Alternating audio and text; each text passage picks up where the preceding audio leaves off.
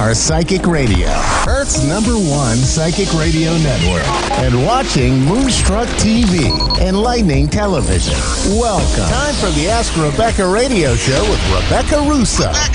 Live from AskRebecca.guru. Connect direct. In North America, dial 888-454-2751. In London, 20-3519-2158. In Sydney, dial 02-8488-3147. Or online, contact us through our Facebook page, facebook.com/psychic radio. Or one of our websites, askoneradio.com or moonstruck.tv. This is the Ask Rebecca radio show on A1R, the Ask One Radio Network. Hi, everyone. Welcome to the Ask Rebecca radio show. Thanks for joining me. I hope everyone is doing okay. It's been a very intense week with highs and lows mentally, physically, and emotionally. I feel everyone has been really busy with day-to-day life and needing to make decisions, all while reevaluating past choices or buried emotions. So before we get into the energies that you can expect for the month of March, the new 28-day moon cycle, and the week ahead, let's do a moment of Zen to clear some of the denser energies that you've been working through over the last week and integrate the new energies you'll be working with over the next few weeks.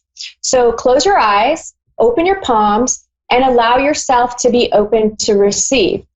I'm going to be connecting with your higher self and calling on your team of guides to help energetically clear any blocks, emotional residue, and or negative attachments in your physical body and light bodies. This will help raise your vibration, expand your consciousness, and increase your awareness in order to help you prepare your soul for ascension and the energies over the next several weeks. Take a deep breath in through your nose, then exhale through your mouth and allow your body and mind to relax more on each exhalation. Continue to breathe this way until I tell you to open your eyes.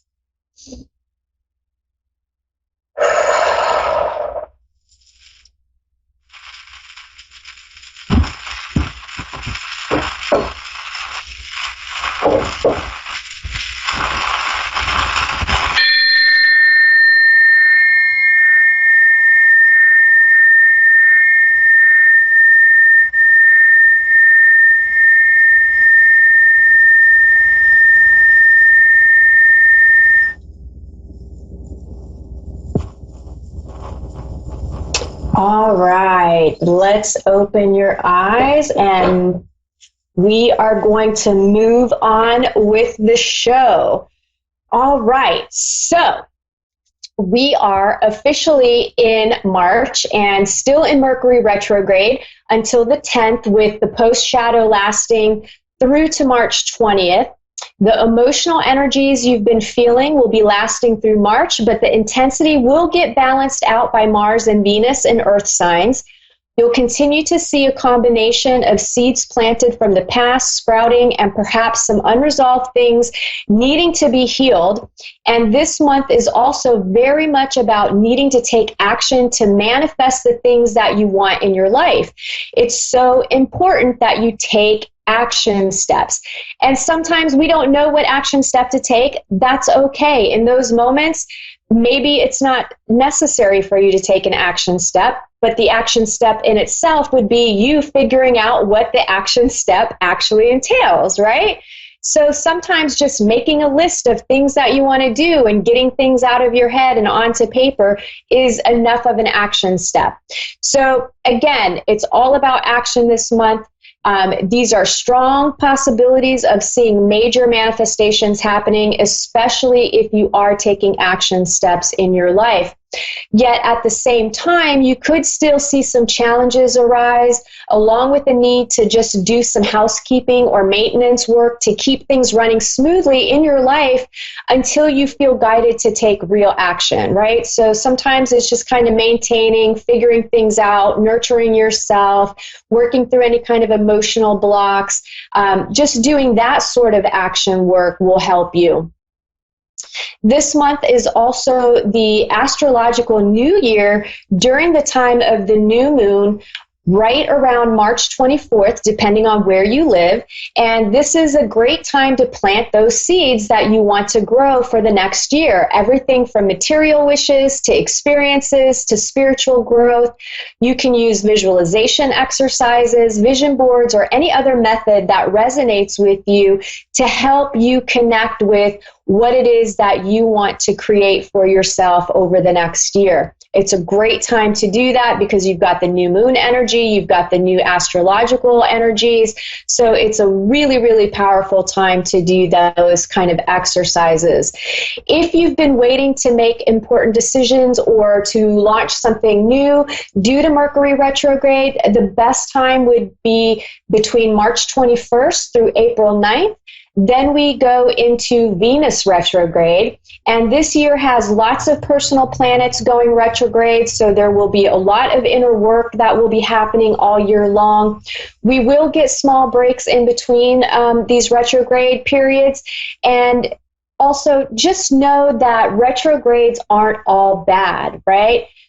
Bad things only happen when you put energy into that. So remember that you create your reality based on what you believe and where you focus your energy. If you believe retrogrades are just bad and they're horrible and, you know, the worst things always happen to you during Mercury retrograde, well, you're going to continue to manifest that, and that will be your experience every single time.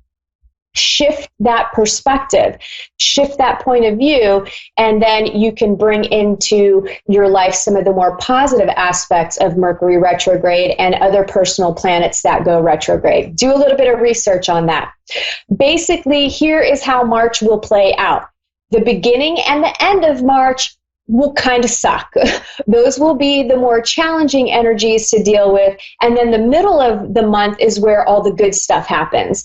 Now, of course, your personal chart is going to have a big impact as well. So depending on yours, you could experience the energies as something different, right? So maybe for you, the beginning of the month is awesome, but then the middle of the month sucks and the end is awesome. So really, it just all depends on your personal chart as well. March 7th begins the new 28-day moon cycle, according to the galactic calendar, which lasts until April 3rd. And this 28-day cycle is the solar moon of intention. And let me read it to you. Okay, so this particular moon is the go-to words are pulse, realize, intention. From the perception of the multisensory human, the intention behind an action determines its effects. Every intention affects both us and others, and the effects of intentions extend far beyond the physical world. And that is a quote by Gary Zukov. Tone 9, which is the 28-day moon cycle resonance, Tone 9 pulses the power of intention. Here we awaken to the realization of universal mind, which precedes and directs all manifestations of our physical world. We see the nonlinear emanations of consciousness which uphold this reality. We understand that information is perpetually sent and received by our biopsychic circuitry every moment, where we are aware of the experience or not. As the ancients say, whatever you put your attention on grows stronger in your life. Solar tone challenges harness energy information by directing it. Pulsing is a way to amplify or communicate using mental, emotional, and spiritual energy united. Exercise your natural ability to be in telepathic contact. It requires clarity, connection, and like our body's pulse, a steady, streaming surge of energy. Realize your vast capacity to broadcast your truths both subtly and physically. So that is really what you're going to be experiencing throughout the month with all these other planetary alignments and everything else that we've got going on. So it's going to be a crazy busy month of all sorts of action that's going to be happening. Lastly, before we get into the weeks ahead, we also have galactic portal activations on March 8th, 10th, 29th, and 30th. And these activation days invite you to enter gateways of expanded consciousness and amplify your awareness of energy flows and information exchange. And this, again, is tied right into manifestation and where you're putting your focus and your energy. And you can do a little bit of research on manifestation to kind of help guide you a little bit better. Okay, this week's intuitive messages will be for the next couple of weeks, since I will be unable to do the show live again until the end of March. So here's what you can expect from tonight, March 5th, through to March 26th as an overall theme, and then areas of love, work, finances, health, and spirituality. General themes. You could feel more sensitive and vulnerable than usual. Remember, there's going to be some high emotional days. Use them to your advantage, though, especially if you're artistic and creative. Use the fuel to create, visualize, and manifest. And this energy, too, is really great for probably having very vivid dreams. You will also be able to program your subconscious mind, which is really what creates your reality, when you lay down at night to go to sleep. So use that emotional energy to do visualization exercises of what it is that you want to manifest for yourself in your life, or what you want to heal, or what you want to work through, or what you want to become aware of within yourself. And if you do that as you're falling asleep, you're going to automatically program your subconscious mind, and you'll start to see these things play out in real time. Now, also with this emotional energy and your vulnerable state, you could have people pop up into your life who want to take advantage of your vulnerabilities. So pay attention to your surroundings. Pay attention to the words that people are saying, the actions that they're doing. Really be present in the moment so that you can be aware of if someone is trying to take advantage of you.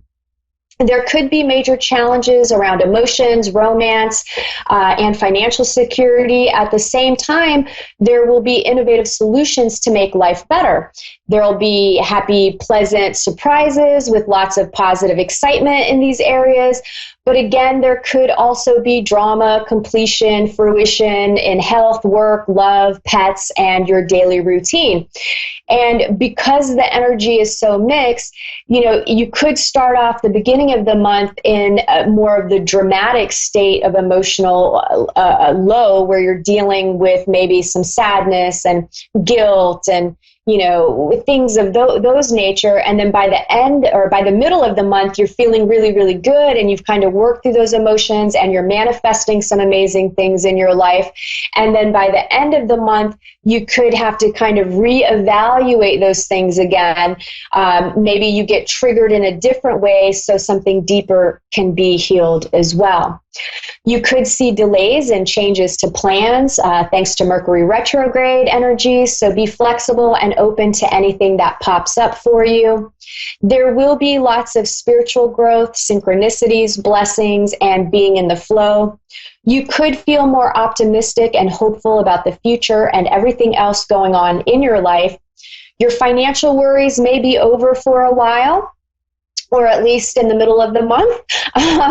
But I do feel like most people are moving into a positive cycle financially. And you may experience more happiness and success, both internally and externally. Some of you will be in a position to help others who are less fortunate, so make sure that you're doing that. And that doesn't always mean financially. That could be with your time and your energy and your, giving somebody a ride, anything. So again, share your time, your love, your compassion, your understanding. Give back in whatever way that you've been receiving. You can receive support emotionally and financially, which could help relieve some burdens and heal some old wounds.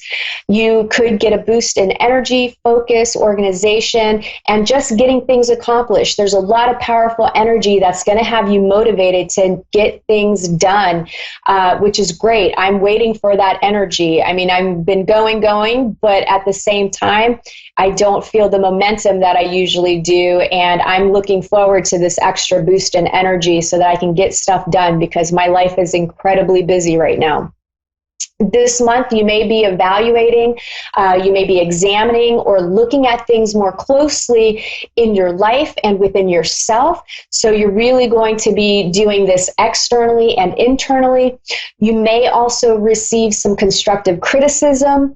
Either way, this energy is about you making necessary changes in the way that you see, feel, and experience things, along with physical changes in your environment, people, work, love, relationships, all of the above.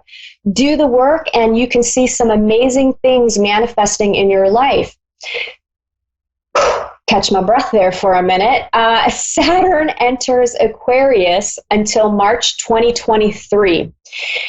And Saturn can be a little oppressive. It's been in Capricorn since December 2017, which may have had you feeling very oppressed and very heavy. It could have been very challenging time period for you in relationships and in your life as a whole. Now, Saturn is moving into Aquarius, and you'll see changes in your life with technology, friendships, social circles, and your place in them. And due to the energies, it's going to feel like you're being tested. It really is kind of like a testing ground, and there's going to be challenges in these areas of your life. Some of your relationships and friendships, those will strengthen if they pass the test, and others will fade away. And some of you could already be experiencing this energy now. A lot of these aspects with the planets come about, we start feeling them much earlier depending on how sensitive you are. One of the more negative aspects that you could see happening is lots of people being triggered emotionally who could be on the verge of a breakdown. And it feels like an intense breakdown. So I recommend that you don't aggravate a situation if you come into contact with a person that you can see is really being triggered in a negative way. This is not the time to make matters worse through bad communication or projection of blame or letting your ego get in the way. It could get dangerous. And I'm not trying to fearmonger here, but this is a real reality. People are loose cannons right now. The energies are very intense, and if they're not dealing with their stuff, they don't understand what's happening. It's not being discussed in the mainstream. So a lot of people are getting triggered, and you see it happen, road rage, they're shooting up people and all kinds of crazy stuff. So make sure that, again, you are paying attention, you're becoming aware of yourself, you're becoming aware of others, you're paying attention to your surroundings. Make sure that you take the blinders off. Some of you could be dealing with a woman in your life who has dark hair and or dark eyes, who isn't very kind and may block important things from getting accomplished this month. Perhaps she's doing it without realizing it. Perhaps she does realize it. I think it's a little bit different for everybody. For others, this could manifest through stumbling blocks created by other people. And then there's another group of you that you are the ones creating these blocks, right? You're the one creating your own stumbling block. My gosh, can't talk. Check in with yourself. Do you behave in ways that people find rude or harsh? Are you self-sabotaging without realizing it? If you don't know, ask someone who will be honest with you and tell you the truth about what they see or how they perceive you. It's better to know than be in denial, right? You want to be working on yourself. It's a very important time to be doing this. This is all part of the ascension process that I've talked about before. This month, you really need to be paying attention while driving and your surroundings in general. Again, accidents can and will happen, especially if your eyes are buried in your cell phone. Don't text and drive. Come on. The text is not that important. You're telling me you cannot wait till you get down the street somewhere or get to a stoplight. don't be desperate to answer text messages and stuff. Really, honestly, like, you can respond when you have time and you're safe and you're not potentially killing yourself or somebody else. So really pay attention. I just feel like that's a very important message for some of you right now. Old hurts could come up big time, especially towards the end of the month, and for some of you throughout the month. Chiron, the wounded healer, will be playing a significant role, and just feel what you need, take responsibility for your part, and let it go so that you can shift easily. Fearlessness will be another theme. I pulled a card for you guys from my deck that I have from Peru, and the card was fearlessness.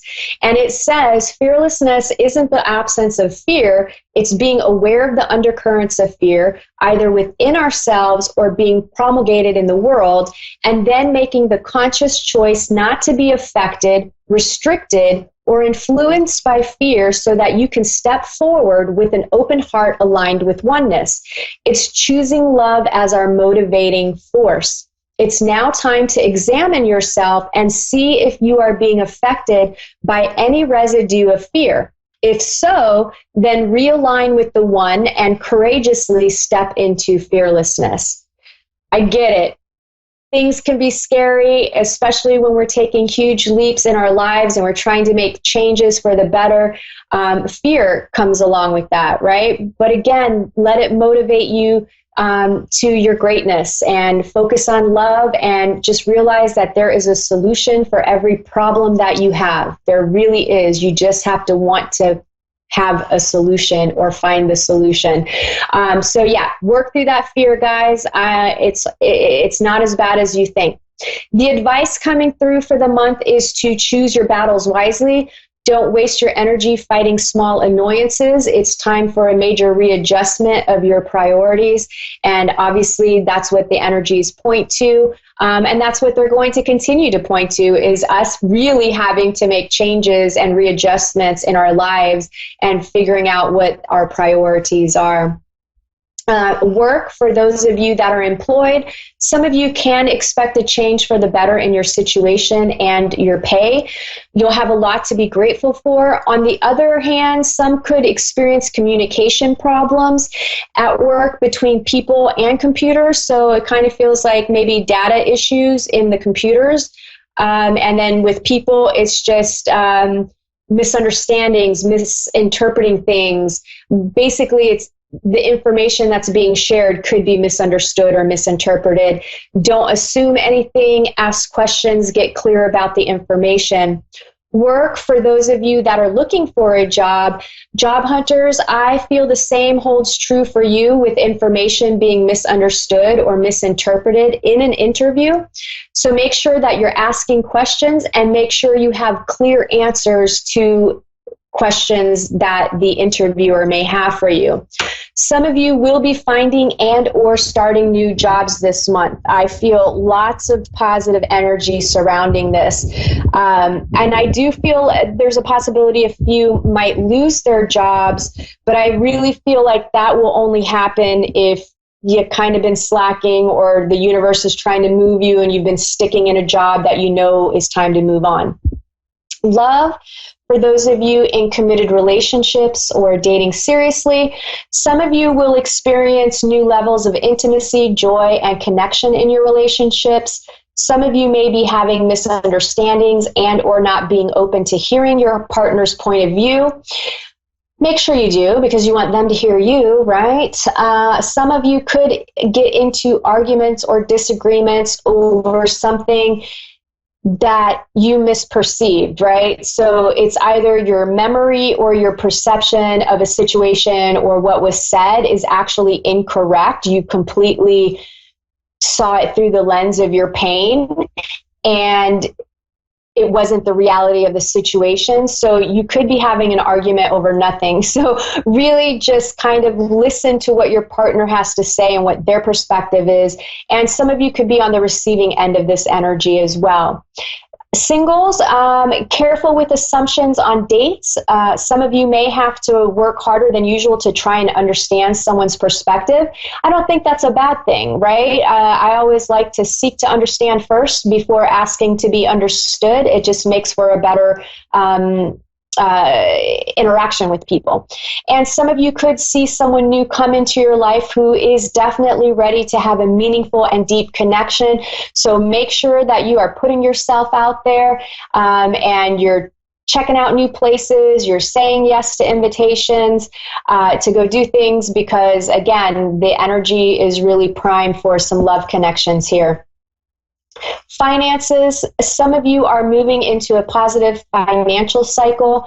Some of you will be evaluating your financial situation and what changes you need to make. And some of you may find financial errors or on transactions or catch a mistake that you made. So again, pay attention, because otherwise you may lose money, right? Somebody could overcharge you for something. The bank could do an overdraft by a mistake. There's different things that could happen. So make sure you're paying attention so you don't lose money. Lastly, a little reminder coming through to look at your riches in other ways besides money, right? You're abundant in other ways. You love, family, friends, health. I mean, there's a number of things that can have abundance in your life besides cash money. Health. You should be feeling full of vitality, optimism, and hope. If you're waiting on test results, the news will be good. A reminder that thoughts are things and they will affect your health. Example, negative thoughts like worrying cause stress, which causes inflammation, high blood pressure, and a number of other illnesses.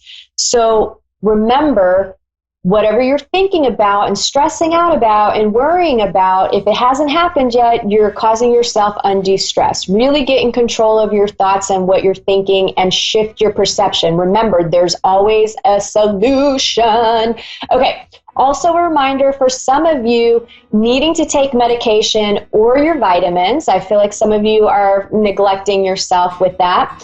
And I also feel like you or someone in your family, there may be concerns over memory function. Maybe someone is starting to show some signs of dementia or Alzheimer's, or maybe somebody in your life smoking a little too much pot and they're forgetting stuff, right? So it just feels like there's some memory issues that are happening here. Spirituality, some of you will be feeling spiritual peace and happiness. Your self-esteem will be higher as well. Share your happiness and spiritual insights with others. And some of you may have a strong woman come into your life who may be difficult to deal with, or is negative in some way, or has a tendency to be hurtful, whether she means to or not. She's showing you how not to be, act, or treat people. So learn from her and then set boundaries. All right, that wraps up the intuitive messages for the next couple of weeks. I hope everyone has a great month. I'm sending you lots of positive vibes and good feelings and all that jazz. And I'll see you back here on March 26th. Bye.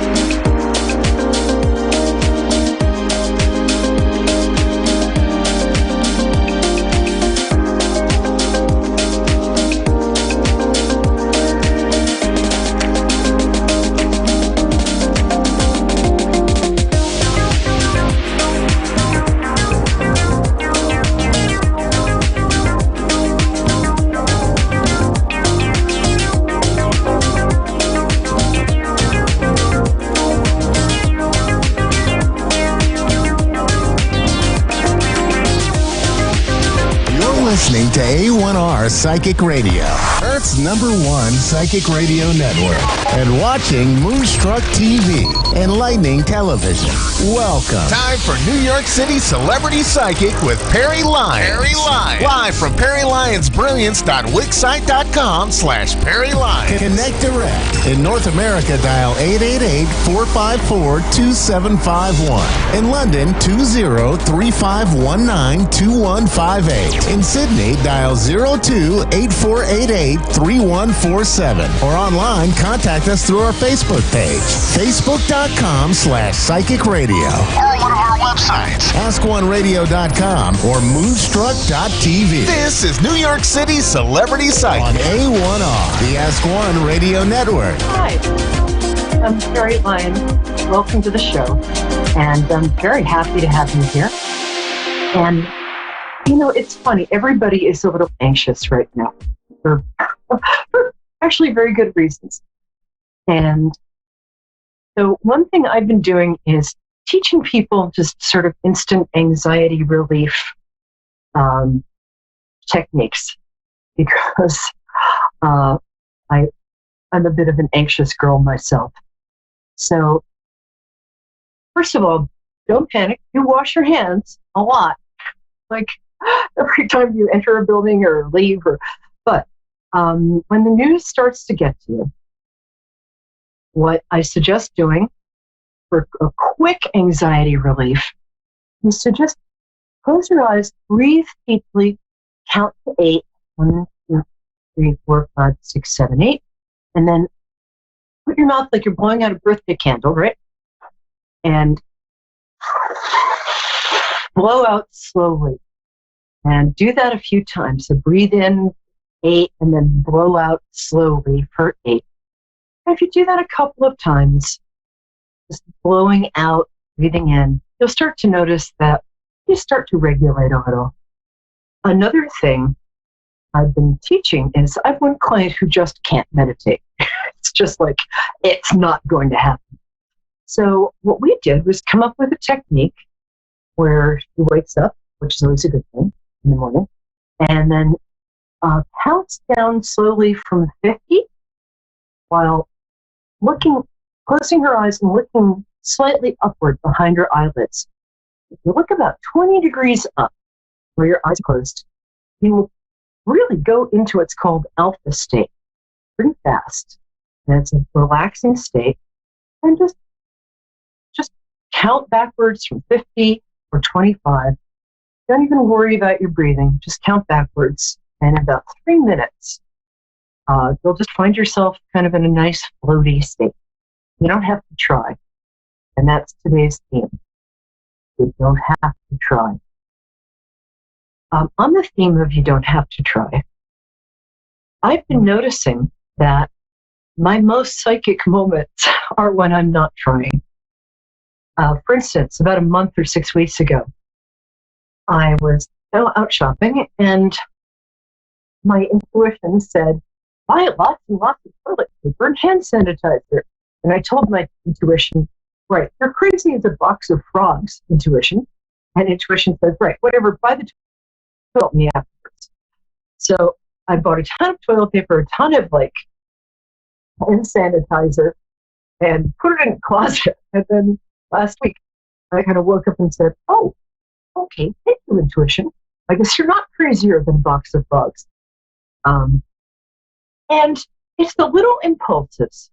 People say, how do I become psychic?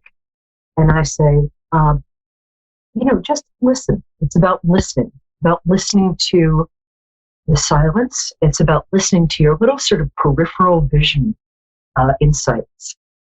The way I learned this, and then we'll take our first caller. The way I learned this was, 15 years ago. I was just a baby, and I was in CVS or something, and looking at makeup. Oh, hi, Helena in New Zealand. Nice to see you. Helena, sorry. I'll be done in just one moment. So I was just buying some makeup or whatever it is girls do.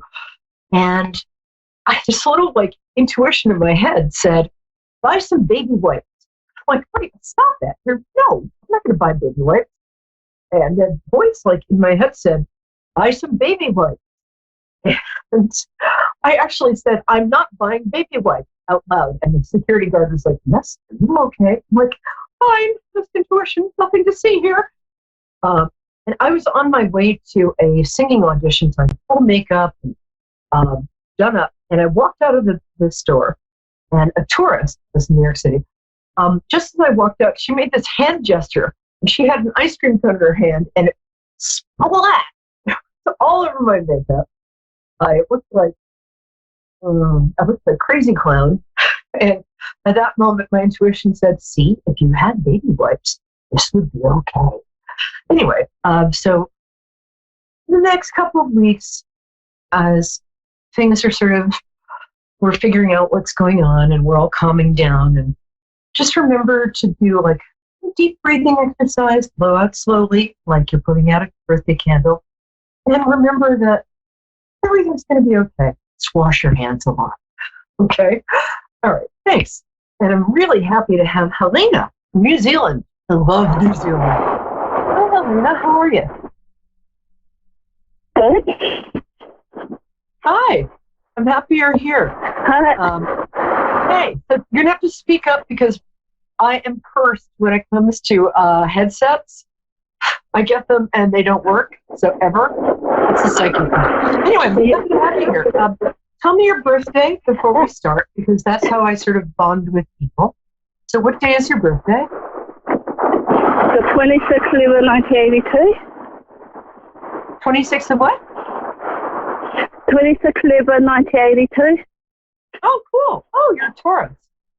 You have the same birthday as Jemima Kirk, the English girl on that show, Girls. Very good. Okay, my love, let's see what we got here.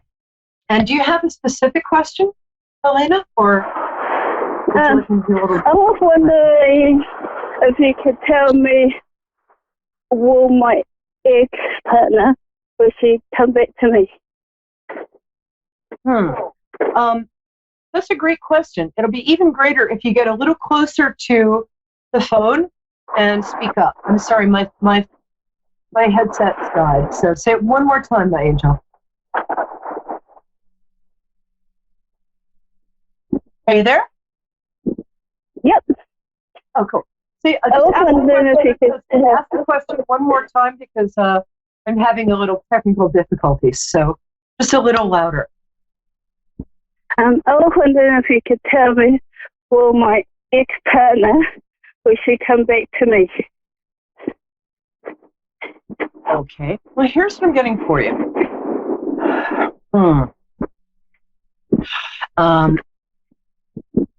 I feel that... Well, let me ask you something quickly. Okay. Your ex-partner, you were together, what, 3 years? We were together 9 years. Oh, multiple of 3. Okay, sorry. You don't sound old enough to be with anybody for 9 years. Short answer is yes. I actually do think yes.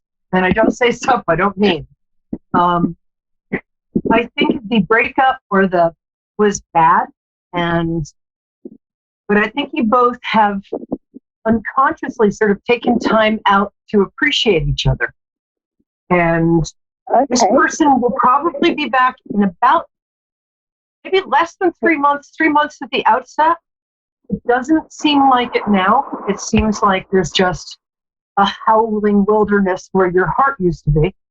But it does seem to me that, even if this doesn't seem possible to you right now, it does seem to me that you are going to be back together.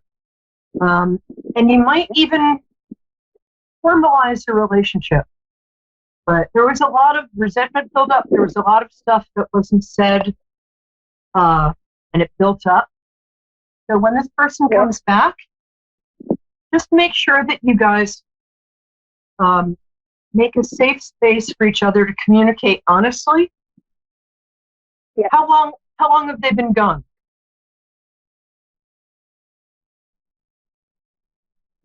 Elena? Are you there? Yeah. Talk to me. So, yeah, what I feel very strongly is that even though it doesn't seem possible right now, this person is going to come back.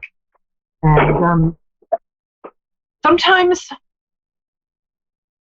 like soulmate relationships, really profound relationships, sometimes people have to disconnect for a little while to really appreciate what the other person brings to them and to really miss them.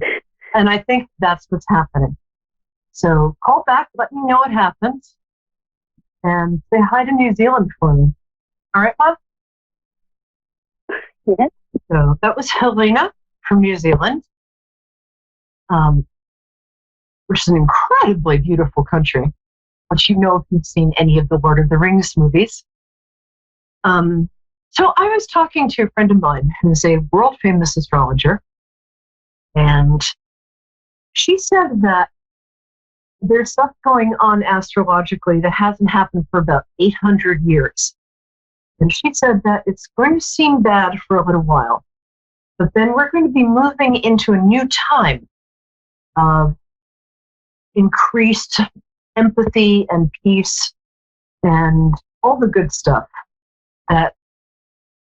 Right now what's happening is it's almost like the old way of being and the old bad stuff is on its way out. And it's making a lot of noise on its way out. Like when you throw a drunk out of a bar and the drunk turns at the door and says, "You don't know who you're messing with. My brother-in-law God." And you push him and he's gone. So that's a little sort of what she said is happening right now, that it's a difficult time, but it's almost like the universe is sort of taking out the old trash to make room for the beautiful new furniture. So try not to be anxious and remember to breathe. Oh, and we have, I think it said Brandy. Is that you? Hi, Brandy. Yes. Hi. Hi, honey. How are you today? I'm fine. How are you? Good. Nice to see you. Or hear you. I can't actually see you. But, so tell me your birthday and then ask me a question. How does that work for you? Good? Yes. My birthday is May the 16th, 1983. And I've been having a problem with trying to conceive, and I was trying to see when will I conceive a child? Oh. Tell me a little more about that. You've been having a problem with... Yes, I just started taking Femira this month. Well, last month I started taking Femira. Okay. A slightly hard time understanding you, but that's okay. It's just this darn phone. So this sounds like what you're asking is, are things going to get better for you romantically? Did I hear that right? Yeah, I was trying to see when was I going to conceive. When was I going to conceive, get pregnant? Oh, God. That's awful. So you have, and here's the thing. You have a lot of people around you telling you either like, well, you shouldn't have a baby yet, or you're too old, or you're too young, or you're too tall, or you're too short. And you really care, as all of us do, you really care about what people think of you. And so it feels to me like you've kind of, we call it internalized. You've kind of taken in what other people are saying when they're discouraging you. But I feel that this is really possible this year. The reason, I don't know if you've ever read about this, but there's this fascinating statistic that say often people who really want a kid, and then they'll just sort of say, okay, it's not in the cards, and they'll adopt a child, and then immediately they'll get pregnant. And the reason for that is they've stopped worrying about it, and they've stopped beating themselves up about it. And I think that if you can learn different ways to relax and just do a little visualization. Here's a technique I use with clients that works really well. What I first do is ask them to close their eyes and just picture a place where they're very relaxed. For me, it's a beach in the Caribbean. It can be anywhere. And then think about like this problem that you have or the issue. Like, I can't have a kid. And then think about what you would feel like, what your life would be like if suddenly this wasn't an issue anymore. So take a minute and be the person who just doesn't have this issue. That you know that you could conceive tomorrow if you felt like it. So take a minute and just kind of feel what it feels like to be the person without this issue, without this worry. I also feel that if you've seen one doctor, you might want to see another to get a second opinion. You also might want to sort of look up alkaline foods because it feels like you might want to cut down on sugar and stuff. And not that you're eating a lot of sugar, but I feel like you're a little acid. But honestly, I think by October, you're going to have some very good news. And I think it's possible that April might be the time that this happens. And October is when you're going to be able to tell people. But I'm going to say by October, I think you are going to be with child, I guess is the way to put it. Yay. And I will say that I'm not just whistling Dixie here, because there's a reason there are 3 kids named after me. This is kind of my specialty. So I think that, yes, you are going to conceive. Just try and do that exercise a couple minutes a day where you just picture a place in your mind where you're relaxed and really go there. And then think about the person you would be without this issue, without this worry. And sort of let yourself be that person for a minute. I use this so I'm a worry wart. I use this technique a lot. It really works. So just be the person who's not worrying about that anymore. It sounds crazy, but it's really going to work for you. You're very sensitive. You're what we used to call high strung, which means that you're very sensitive and you're smart. Yes. So just when you start to worry, just distract yourself. And the biggest advice that my guides are giving me for you is to have fun and think about like, what would give me pleasure right now? So I had a friend who became a millionaire by asking herself every 5 minutes, what would the happiest woman in the world do right now? And then doing that. So just do some meditation, in the morning, maybe just count backwards from 50 while breathing. But I really think you're going to be fine. Just relax and have fun because you take care of everybody and you're a really good person. But I want you to take care of yourself and be a little self-indulgent. Get a massage, get some pretty smelling perfume, get some whatever it is that makes you happy and makes you feel like, oh, this is fun, this is pleasure. Do more of that. And I'm saying by October, okay, you will. I'm pretty sure you're going to have a bun in the oven. Does that answer your question? Yes, ma'am. Yes, ma'am. And you're a lovely person. So it feels to me like there's something else on your mind today, too. Is there anything else you want to ask? You got a couple of extra minutes. Yeah, it was kind of bad, because I had been hearing that my husband was sleeping with men, and I wanted to ask, but I was kind of afraid to ask that question because I had been hearing it for like a year now, and I have my intuitions about it.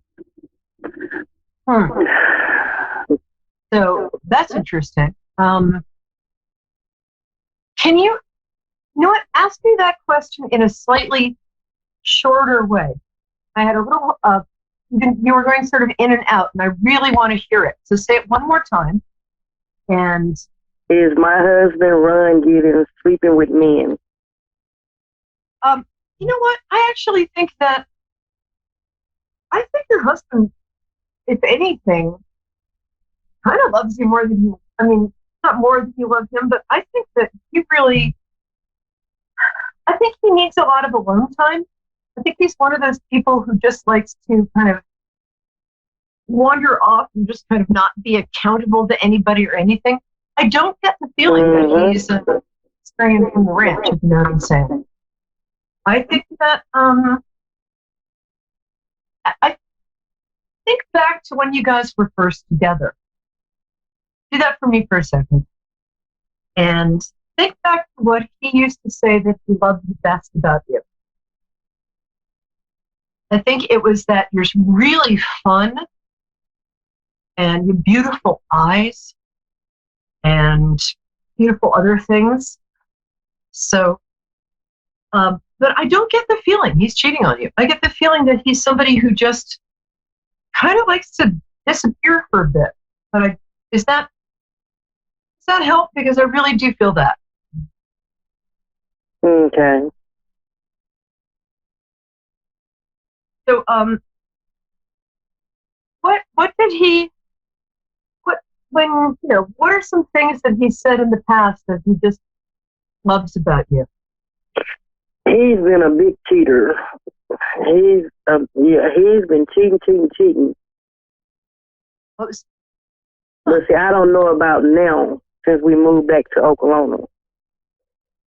Oh, he's a big cheater? I don't think he's cheating right now, though. Okay. Cheating. Okay. Honestly, he also has attention deficit disorder. I don't think he is sleeping with men, but that's, I think the last person he was with was a woman with a very boyish quality. For some reason, I don't know if he just needed to take time out for a snack or something right now, but it doesn't feel to me like, I just don't feel like right this week or last week or next, I feel like he's not cheating this week. Okay. I don't. And you might want to talk to your doctor about that. Let's get some testing, but if he has fantasies about men, that's a different thing. But I'm not really getting that he's doing stuff in the down low. And as I said, I think maybe he's just exhausted, but I think he is like, I'm not getting him with anybody like right now this week, if that helps. Okay. Well, yeah, my main question was when I was going to conceive, and you gave me a great answer. I think there's some stuff you can do that will,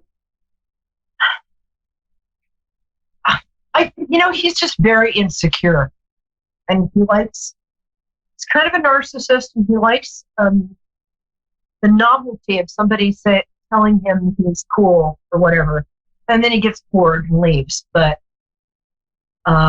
he's very insecure, and you're not. So, if you want to keep him around long enough to have a child, that's great. He's not the only fish in the sea, though. And you're still young, and you're still very attractive. And I'd like you to remember that, because I think it can be very hard on a woman's ego when the guy strays, because you think like, oh, must be me. It's not me, he's sure.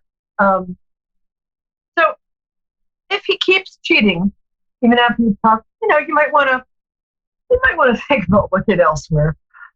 But I do think you guys have a really good time together when things are good. And I think that you've known each other for a long time. It's very comfortable. And, I think you also know that there is somebody in your life who has been kind of waiting around for you for about 10 years. There's somebody who has feelings for you. I'm not saying go do that, but I am saying that you're a person who has a lot of options. So if you're in something that's not making you happy, and you've tried everything you can, you might want to start being a little selfish and thinking about what you want. And so we're going to come back. We're ending with that. And Brandy, thank you for calling, because you're a lovely person. Thank you so much. But I do think, who knows? Maybe a baby will tame him. But you just concentrate what makes you happy. Because you have a lot of potential. You've got a nice life ahead of you. Let me know in October if you're knocked up or not. Okay? I sure will. All right. Be good. Thank you. It's a lovely person. All right, my cherished ducklings. I'm Carrie Lyons, New York City celebrity psychic on Moonstruck TV and A1R Radio every Wednesday live at 9 p.m. Come back next week. I'll have my tarot cards, and we're going to be really specific with the cards. I also have a Facebook page, Perry Lyons, which is PERILYONS, and you can say hi to me there. And call next week and bring your best questions. I'll have my tarot. I might have a very special guest next week. I'm just waiting to see what's going on with that. The astrologer Elizabeth Grace, who is terrific at telling you immediately like what your sign is and all of that, and how that works for you, and what kind of year you're going to have. Thanks. Take care, loves. Bye-bye.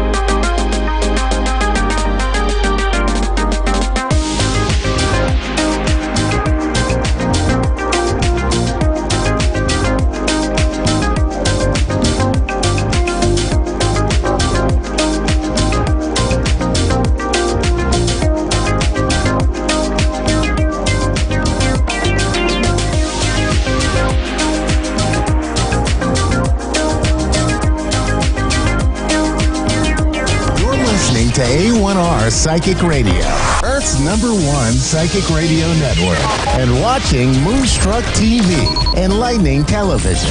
Welcome. Time for Amanda Hall Psychic with Amanda Hall.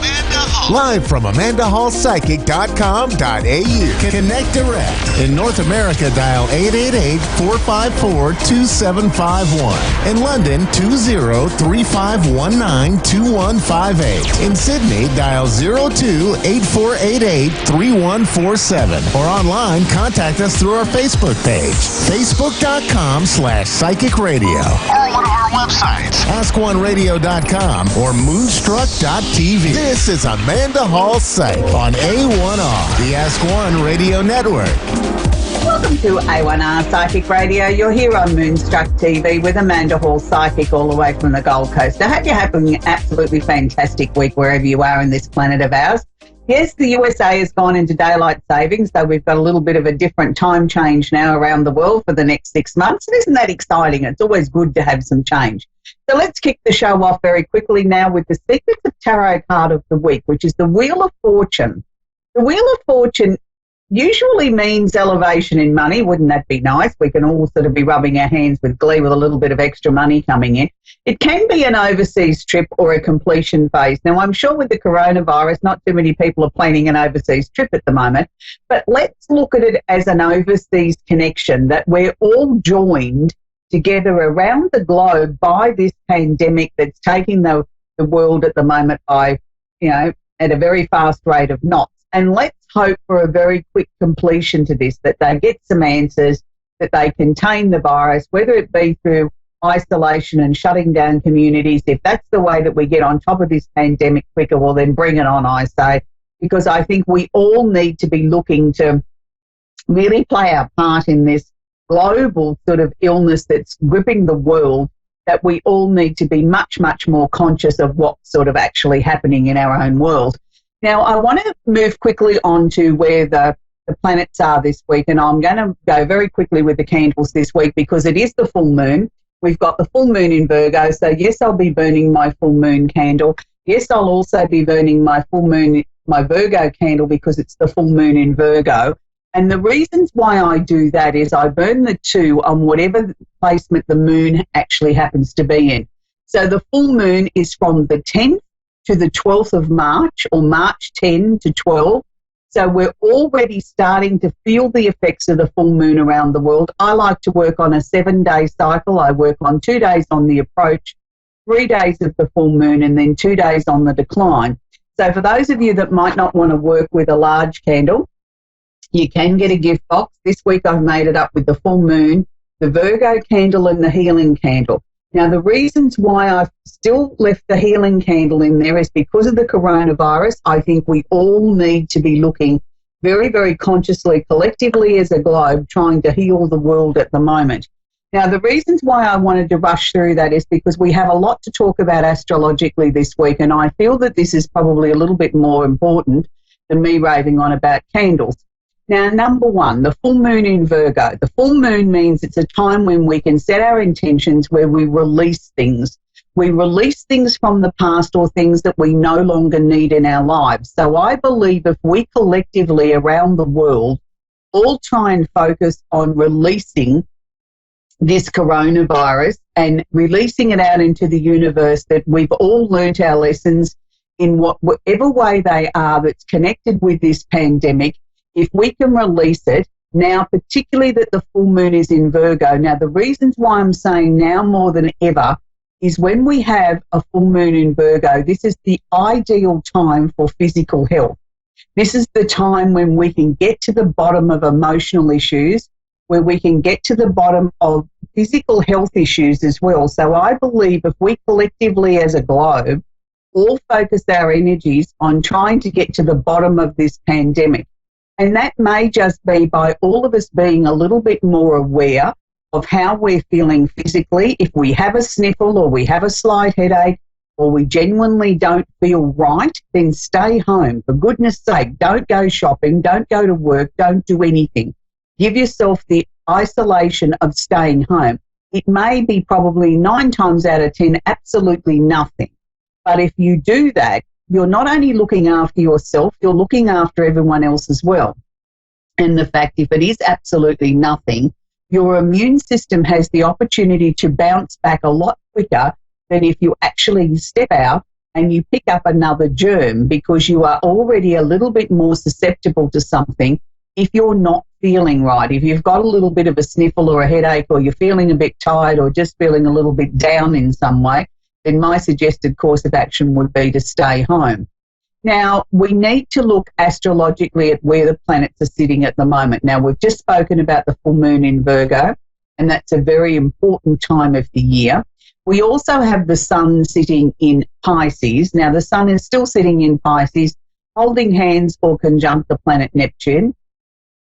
So this is where we get things sort of coming out of the fog a little bit. We've got sort of a lot of theories and conspiracy theories, and a lot of people having an opinion on what's happening. Why have we got this virus? Why is it airborne? It's traveling across the countries. It's traveling across the water. It's coming on aeroplanes. It's just, somebody sneezes and, we can all pick up the bug. And I don't want to sound like I'm scaremongering. That's the last thing I want to do. What I'm trying to do is help everybody sort of calm down a little bit and look at this in a more realistic way if we possibly can. Now, the fact that we have the sun in Pisces at the moment means that we're all a little bit emotional, but it's also indicating that this is an ending cycle, because Pisces is the final sign of the zodiac for the end of the astrological year, and will soon be moving into the sign of Aries.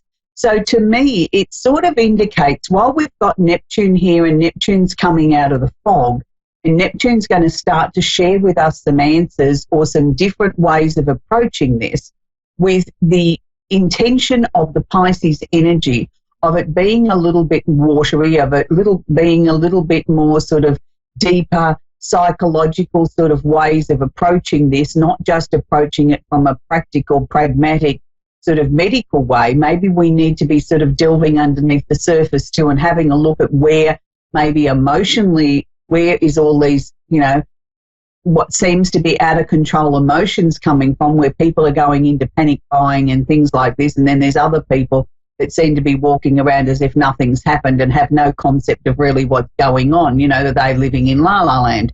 I don't know that there's necessarily a right or a wrong way to handle this. I think each individual person on the planet will handle it in their own way. But the other big news that's coming out of this pandemic, and it's another area that I want to focus on the show this week, is the world heading for a recession?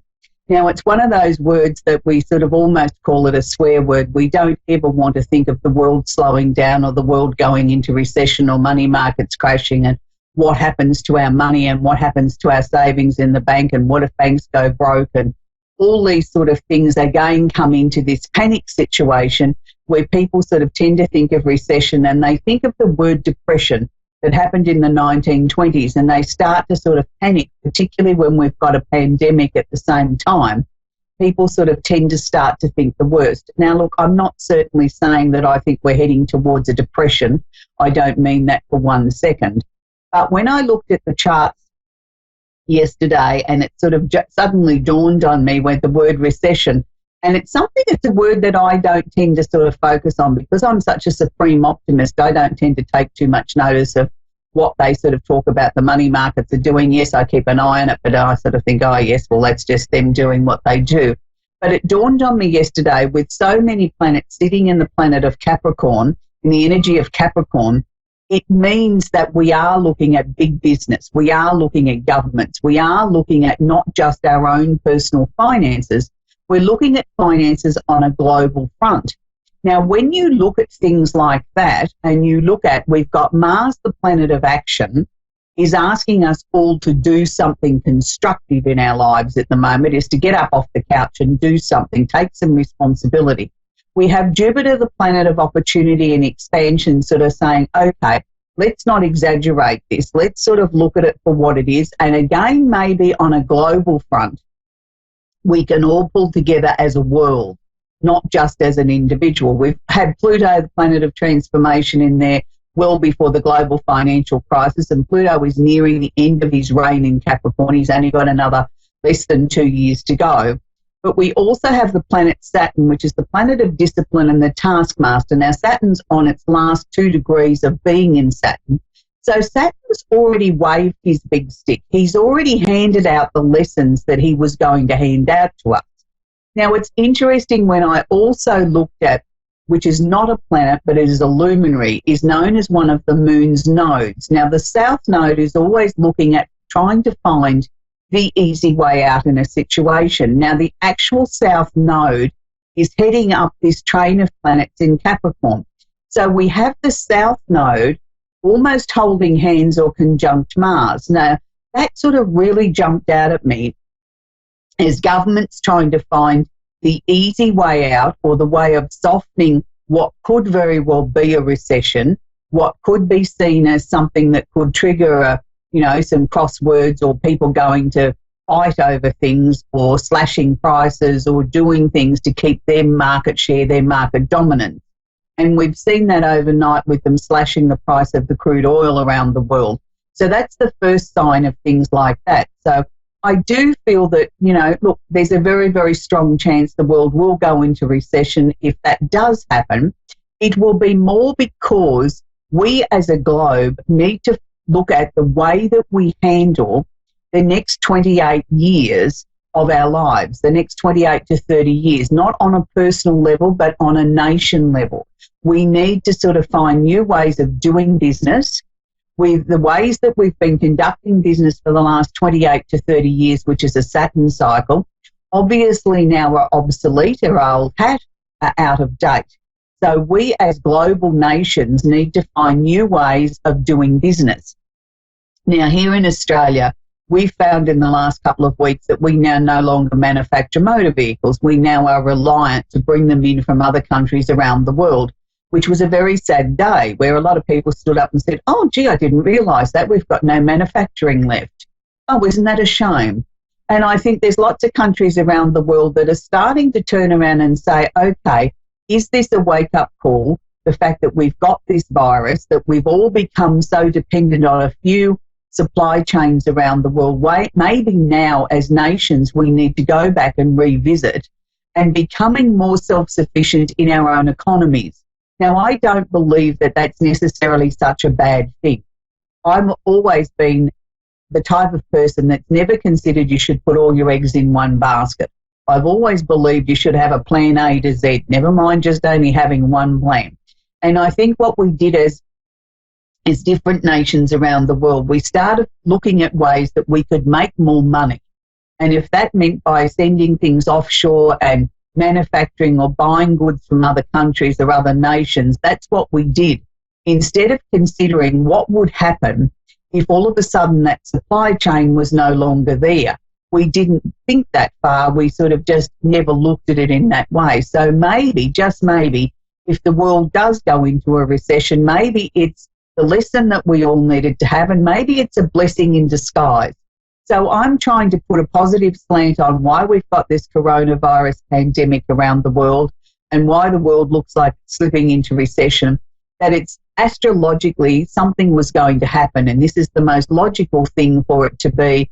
It is connected with finances, it is connected with big business and the way that we conduct ourselves as governments in countries around the world. So to me, it's the perfect situation that's showing us that we need to look at things differently.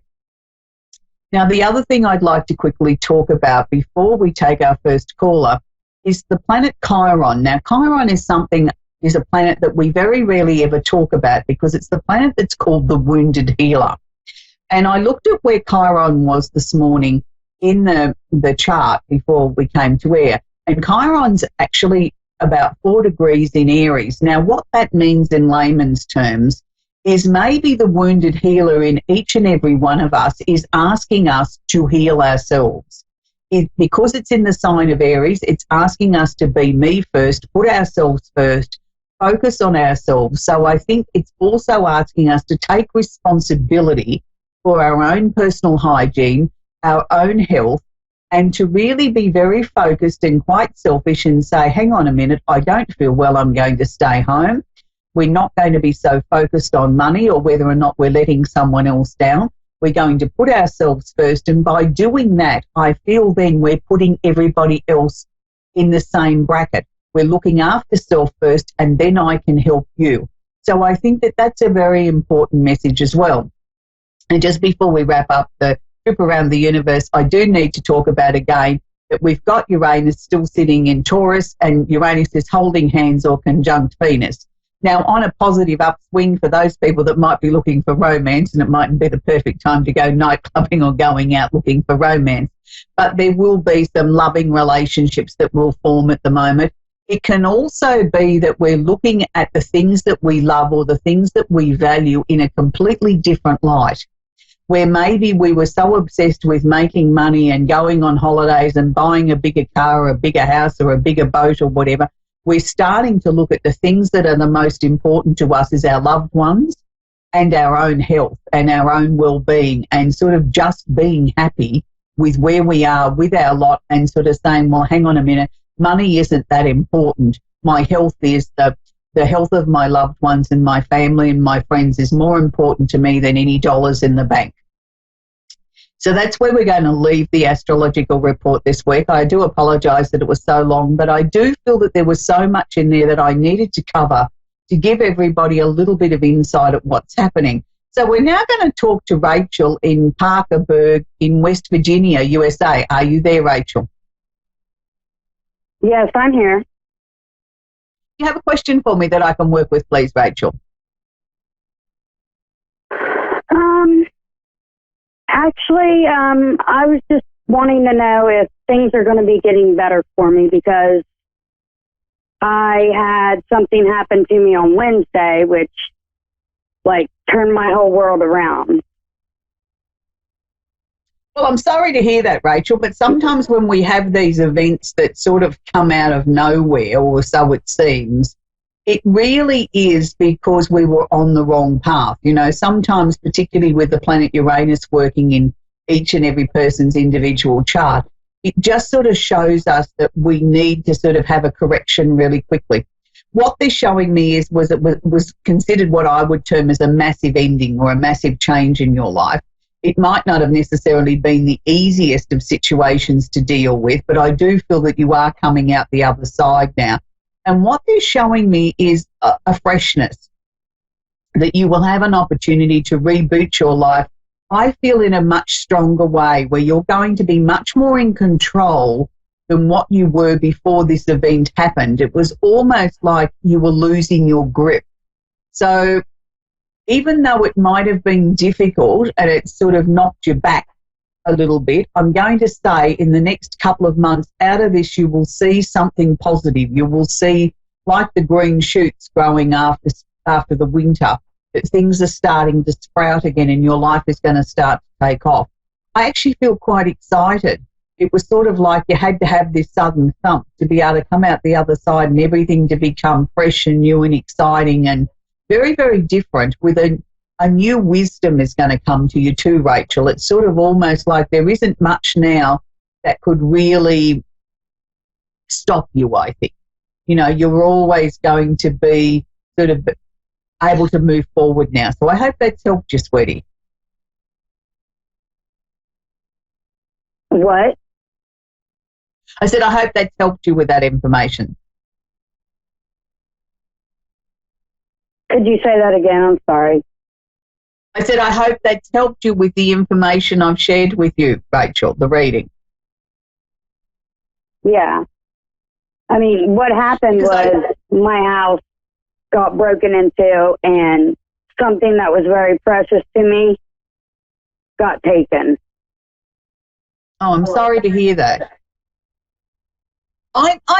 Look, I get a strong feeling that that precious item that was taken is going to be returned.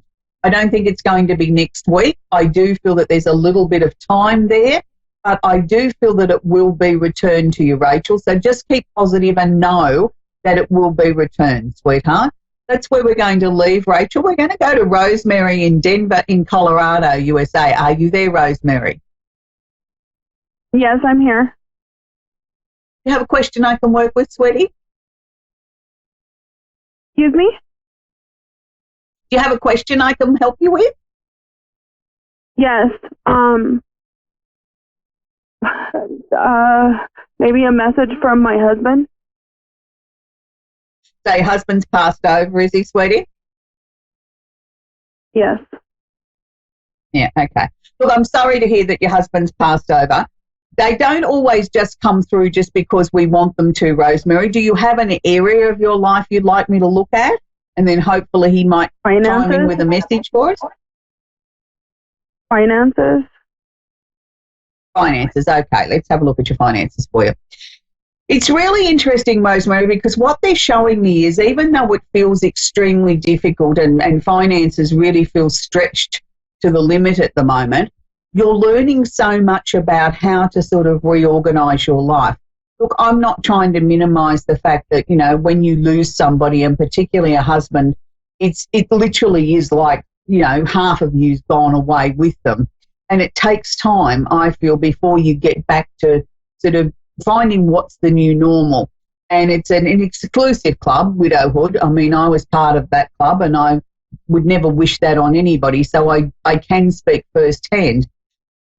But what he's sort of showing me is that you're much stronger than what you realise. I mean, I know he's there with you all the time and he keeps showing me that he wants you to sort of dry your tears, but he's also sharing with me there's question marks. Now, are those question marks concerning in how he passed away, or are they question marks about life in general of what to do next? Both. Both, okay, sweetie. Because he showed me two separate question marks and they weren't sitting together, and that's why I thought they may relate to two separate situations. What he's saying to me is by August you'll have the answers to both.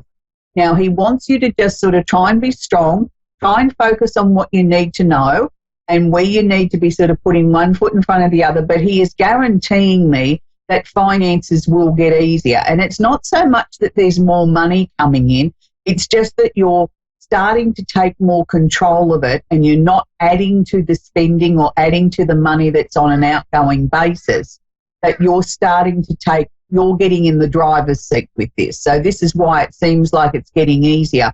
He's really, really proud of you. So has it been a recent passing, has it, Rosemary, in the last 12 months, has it? It feels very fresh. It'll be 2 years in May. Yeah, darling, but even though it's 2 years in May, it does, you know, there is no bus timetable for how long it takes us to, you know, to find a place to put our grief. I don't think we ever get over it. We just find a place to put it on a shelf where it's not quite as painful as it was yesterday and the week before and the week before. Look, I know you're doing remarkably well, and I think that's the thing that you've got to remind yourself, that you are doing well. But, you know, it's been a tough road. I lost my whole life. And it was something that was very unexpected. And I just sort of feel this year will be a turning point for you, particularly by August, where things start to sort of become clearer, I suppose. It's like you suddenly get answers. The answers have probably always been there, but maybe it's you're ready to accept them then, or you're ready to embrace them then, and it feels like things are going to become a hell of a lot easier for you. But I do know one day you're going to get up, Rosemary, and the sky will be blue again and the sun will be shining, and you really will feel that you can take the reins to your life again with a positive, happy heart. And that's not where you're at the moment. You're still feeling as if, you know, you need to sort of be where you are and allow yourself to grieve. And that's very important too. We need to honour that process, because it is part of the healing process of being able to take the reins back to your life, is allowing yourself to grieve, my love. I just don't know what I'm supposed to be. I don't know what kind of job I'm supposed to have. I don't know. I lost my whole life and I just am stuck in this grief and I just miss him so much. Oh, of course you do, darling. Of course you miss him so very much. Can I suggest to you that you get your hands on a book called On Death and Dying by Dr. Elizabeth Kubler-Ross? That will help you with your stages of grief. There are too many of them for me to go into in this short time we've got on the show now. But I think what we need to do is just try and take one step at a time. And okay, you don't know what sort of job you're supposed to be doing. Well, let's not try and go back to do something that's going to be very taxing. Let's try and get you into some sort of job that'll give you some income, but also makes you sort of feel that it's something that you can cope with. And I think when we have, you know, our whole life stands still after we lose a husband, we do literally feel like somebody just took our life and threw it out the window and we don't know where to start. So I think if we make the next project is getting you a job, even if it's not the world's greatest job, but it's getting you back out amongst the people, giving you a little bit of income, that will be the first step into the road to recovery of you starting to heal and starting to be able to sort of come through the other side of your grief. But darling, know your husband's with you every single solitary day, and he is so very proud of you and he loves you so very, very much. He keeps showing me the most beautiful, ginormous pink heart. And it's sort of like that's what he wants to share with you is his love. Anyway, Rosemary, that's where we've got to leave it. We've come to the end of the show, unfortunately, sweetheart. So I just know he's with you, darling. Please. Okay, so on next week's show, we'll have another trip around the universe. We'll do our secret tarot card of the week. But I just want everybody to really remain focused on making sure that you look after yourself, stay home if you don't feel well, and don't panic. I think that's the most important thing. And make sure that your finances are in good working order if you possibly can. Cut down your spending, sort of just batten down the hatches a little bit. Be prepared for, in case the world goes into recession, that you're recession-proofing your own personal life with your own personal finances. But having said that, I think it's a time that we really do need to appreciate the people that are in our lives and know that our loved ones and our friends are the most important thing in our lives, and that will create our wealth, love and our destiny. Until next week, bye for now.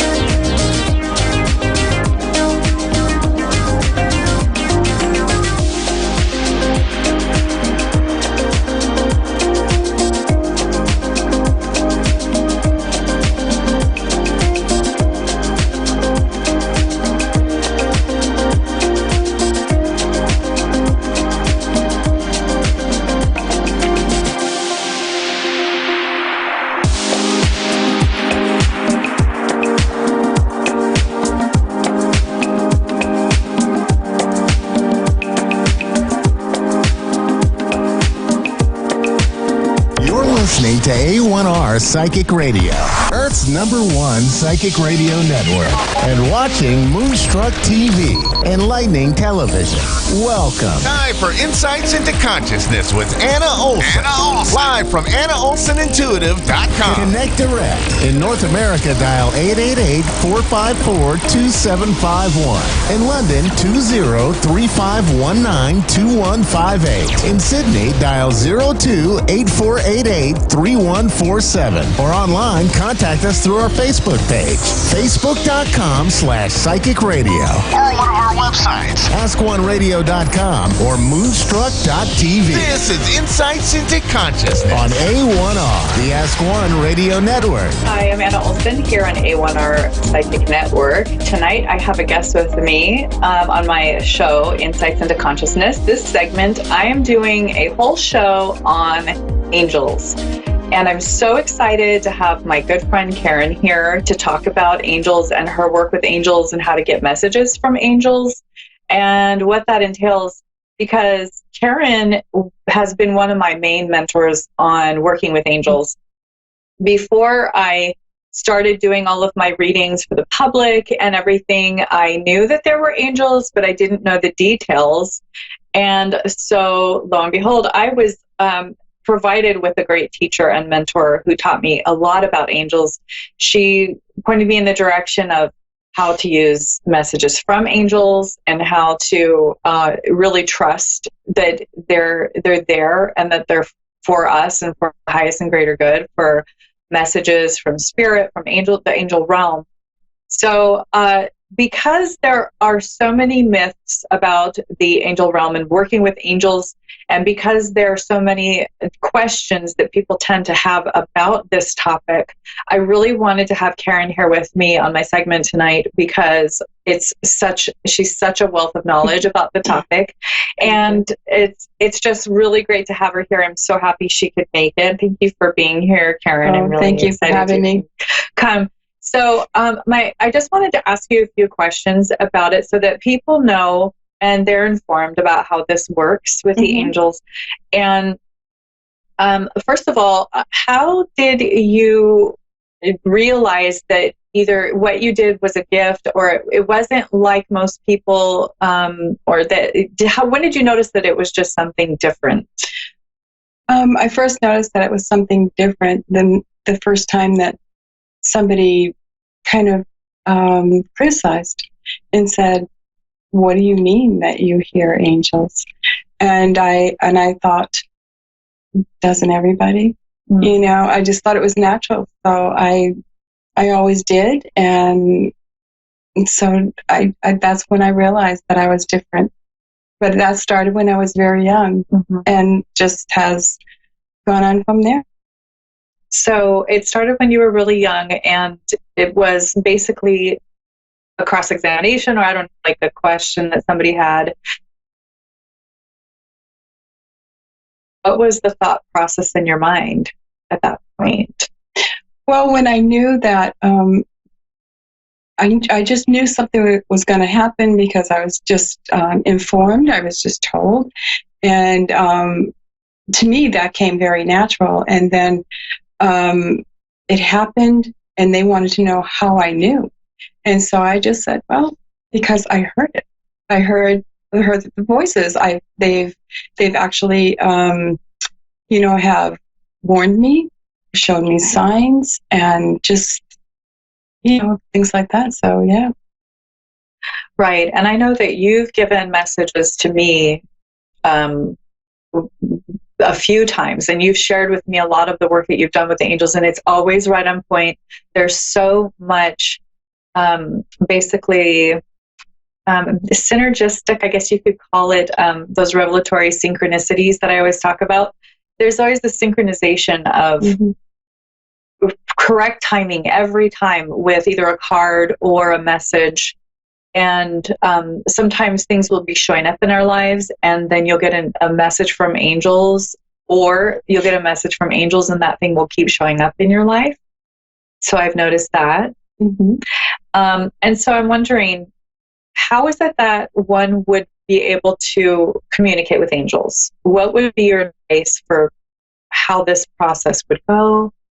The first thing I think you have to realize is that we all have this gift, and it's just what I call a time of awakening right now. So when you like just simple things, it starts with simple stuff like, I need to turn the iron off as you're going out the door. If something is telling you to turn that iron off, you go back and sure enough, it's on. Mm-hmm. And so it's warnings, it's signs like that you make you realize that something else is there guiding you. It's just a form of guidance that helps you go along with everything in life, the littlest things. It's really quite simple. Mm-hmm. It's not really complex. Okay. Well, that's good to hear, because I know some people think, okay, well, how do I get training to do this? And how can I work with the angels? And you're just saying it's really something, it's a communication line that everybody has. And so the how and the why is, I think, what most people really want to know. And you're saying that it's basically that little message that you hear throughout your day. Mm-hmm. And how would somebody differentiate that from their own thoughts? Well, a lot of times, even with journaling, you think that, when you journal, you basically go into, you say, I ground myself and I pray. Mm-hmm. And then I just write whatever it is I hear and feel. And a lot of times I don't even know what I'm writing until after, and I read it. And I read it afterwards, and I think, oh my goodness, it's just so perfect. And then I will pull a card afterwards, and the card always gives me the confirmation of what I've already been told. So it's like, see, we already told you. You got to learn to listen. Mm-hmm. And that's the bottom line, is that people just need to be quiet and still and listen and trust. So that's what I do. That's wonderful. And I've always noticed that there is a peaceful humility about you when you do these communications and when you're really listening. I've always noticed that you get quiet and mm-hmm. you become very humble, not like you aren't usually, but I'm just saying, like, there's this peace that I can feel. Mm-hmm. And when it's sort of like when they say when heaven touches earth, there's just this really serene peace. And that's what we do as light workers, is we work with that highest and greater good, the positive vibe, I guess you could say, the positive positivity, the highest and greater good. It's love and above is what some people call it, or it just feels peaceful. It's very peaceful. Mm-hmm. It's very peaceful. And that's the only way I can explain it too, because you do feel differently when you're in a situation where maybe things are very chaotic around you, and all of a sudden you go into the state of mind that's telling you what to say to these people.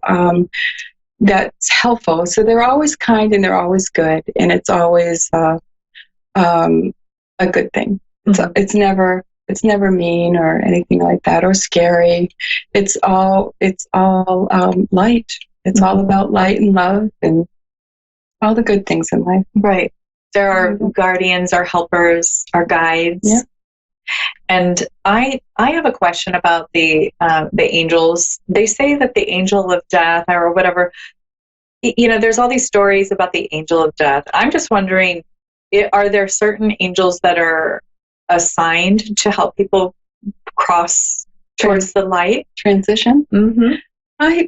I don't know if there's certain angels that help you transition, because to me, when you see the angel of death, it could mean an ending to something that you're doing, mm-hmm. and you're going to be doing something else. So mm-hmm. it doesn't mm-hmm. always have to do with people passing on and moving forward. Okay. So you're saying that sometimes when they're talking about something that's ending, it doesn't have to be your lifespan. It could be the ending of a chapter of your life, a job. Yeah. Okay. Yeah. That's really good to know. And I'm just wondering, I've always wondered, are there angels that have different assignments, or do you know? I mean, I'm just curious, like, they're supposed to be Archangel Michael or Michael. They're supposed to be mm-hmm. Gabriel, Raphael. They each, Uriel. they will have these names and assignments from what I heard. And I know that you can go into a whole study about angels, but there's a lot of them. And people think that, gee, do I have one angel? But there's many. Okay. We have many. There's not just one. We are assigned a guardian angel, but there are many angels that are constantly surrounding us 24/7. Okay. 24/7. So there are archangels that do certain things, like Archangel Michael. Archangel Michael walks with me a lot. He protects me. He's a protector, a great protector, and so they do have different assignments. Okay. Are you familiar with Archangel Uriel? Because I just had an experience with that. Uriel. I'm trying to remember what it is. And it's okay if you don't. I just thought I'd ask if you know, if you're familiar. I'm sorry. Okay. I can't. That's okay. I just the other, and maybe you can kind of clarify for me. The other morning I woke up and I was praying and I was asking, you've taught me to ask the angels for what you need. And so I was asking the angels for what I needed. And I had my journal, I was ready to write it down. And I feel my experience was that I had an experience with Archangel Uriel, and Uriel told me, the name, the assignment, and I Googled the angel, and all of the things that I was going through was like his assignment throughout history and the Bible, and like even, not just the Bible, but just, throughout all the religions, his assignments were like exactly what he told me. Oh, wow. From what I felt, and when I say he told me, just to clarify for listeners, I'm not saying I heard it with my ears like I hear your voice. These are spiritual things that go on where I have a spiritual sense of what I'm hearing. The words come into my mind. I'll see certain things in my mind's eye. It's different than, like, let's say a hallucination. So I was just go over that, because some people are like, what do you mean you saw it and you heard it, and why am I not seeing it and hearing it? Well, it's different than how I'm hearing and seeing you with my physical eyes and ears. Exactly. So, I think most people can relate to a spiritual experience where they either they feel something, like the peace, they got an idea in their head and they're not sure where it came from, but it came at just the right time. So do you have any experience with like how the angels look or how they appear? Well, my highest self was a long, oblong being. And your highest self usually comes to you when you're trying to when you're asking about your mission, because your highest self is everything that you are and ever will be, and so they are very tall, almost like I'm trying to explain what they could be explained, and it's kind of clouds. It's like a cloud-shaped but oblong form. And one time, my husband took a picture of me while I was praying, and he didn't know I was praying, and I was asking about my highest self. And he came in kind of kiddingly and took a picture of me with his camera. And when we looked at the picture, the being was on the bed in front of me, and then just flew away. Real quick. So I saw that picture. It's amazing. Yeah, it is really amazing. It was really amazing. I just love it when things like that happen. So yeah, they do have shapes. They'll never show up in something that would frighten you, or they always appear to you in ways that you feel very relaxed and comfort. They're just not frightening at all. I notice I feel their presence most at my most difficult times. That's my experience. And then thinking back, I've started to realize that they've always been there, but now I just identify what I've been feeling all along, the more I learn about it. And that's, I think, key for a lot of people is we have so many parts of us that are multifaceted spiritually. There's angels, there's, our guides, there's our past loved ones. There are all these people in these, in the spirit world or these other dimensions. And my experience with angels, the more familiar I've become with them, and I had to do the work to get more familiar with them. Right. So just like FYI, we do have to work, we have to study, we have to pray and ask for help with this. Always. And we definitely, it's our job to draw closer to the things that we need. Mm-hmm. And, it just happens to be, at least for me, when the most that I'm really working on this is when I'm having the most difficult time, because that's when I'm really searching and needing that extra help. Mm-hmm. And my experience with the angels is that they have been these very strong. It's like they're gentle, but they're kind, but they're so incredibly strong and powerful. Powerful is a good word for it. Powerful. It's like they're like nothing could permeate their energy. It's like it's hard to describe how they feel because they're so powerful, and they're so. I don't know what would the word be. Well, when you put yourself in what they call a shield around you, only love can go out and only love can come in. And that's where you feel the most power from all of the angels. And you have to ask them, to be with you, and you have to ask them to, guide you and help you feel that it's almost like a baby in a womb. It's that sweet and that gentle and that protected, because little babies are very protected in their mom's wombs. Mm-hmm. And so it's a very sweet and loving, and once again, birth is very powerful. So, yeah. I've heard of a lot of it. It's funny you say that birth is very powerful, because I have heard a lot of stories about women while they're in labor, mm-hmm. and they have very strong spiritual experiences during that time. Dreams, visions. I have myself with my kids. And so that's interesting you say that, because that makes complete sense. It's that protective mm-hmm. sort of thing. Yeah.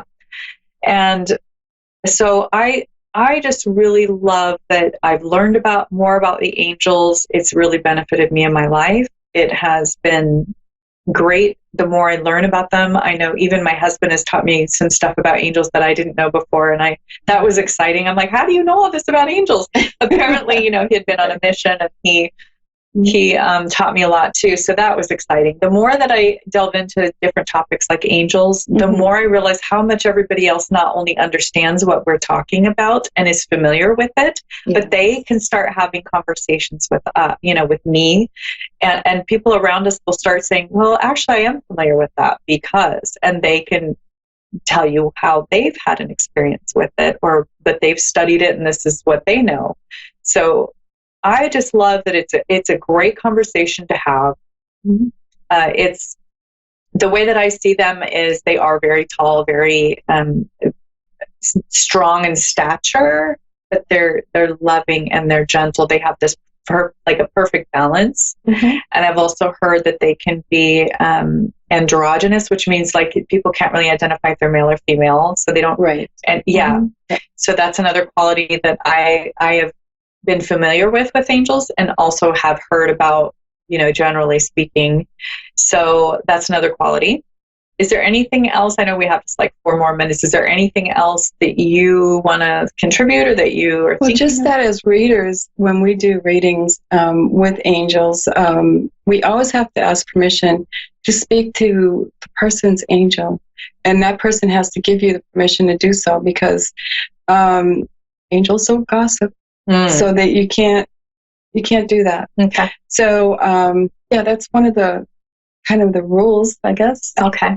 Of being a reader with angels and hearing them and speaking with them. That's great. Yeah, and a lot of times angels will come through when a person is really struggling with something. You can be sitting there, and all of a sudden they will help you give that person the guidance they need to move forward in love and release whatever it is, the struggles that they're going through. So that's always very helpful and kind thing to do. And that's what they are. They're very kind, sweet. They're very kind and sweet, and they're protective. They're powerful. They are not just aiding us in this life, but they will be aiding us in the next. Always. And I believe that when we're at the end of our lives and we cross over, we pass on to the next life, that we're going to be very familiar with them. We're going to recognize them. Yeah. So we have just like 2 more minutes, but gosh, I could talk about this for another half hour. I know. Now, I also wanted to go over that selenite is an angel stone. It's a crystal that is very conducive to angels and angel energy. I have a big chunk of it here, so I'm just going to show that to our viewers. If you're watching, if not, if you're on the radio, bear with us. This is a big chunk of raw selenite, and this is known for angel energy and it's conducive to like giving you that angel energy. And I've worked with it. It's also very protective. It has all the same qualities of angels, which is really neat, and it can really provide a lot of those qualities into your energy if you want that energy in your life, your house, your home, your life. So that said, we have 60 minutes, and thank you so much for coming on today, Karen, and sharing this. I think it's so brave of you too, because it takes a lot to talk about these things. But I think people really need to know, and I really wish maybe I'll have you on another time too, if you would. That'd be great. That'd be great. Because I'd like to go. Well, that's our job. That's our job. That's why we came back. Right. That's true. So thanks so much for watching. I'm here every Thursday, 6:30 Pacific Standard Time, 9:30 Eastern Standard Time on A1R. I'm Anna Olson. My website's at the bottom of the screen. You can always contact me for a reading. And what is your email address in case somebody wants to ask you questions? It's angels123.kkaren@aol.com. Thank you, Karen, so much for being here tonight. And I will see you next week here on A1R. 6:30 Pacific Standard Time. I'm Anna Olson. Please let me know if you'd like a reading, and I can also contact Karen for you if you need to reach me on my website too. So we'll see you next week. Thanks so much for watching, and have a wonderful night.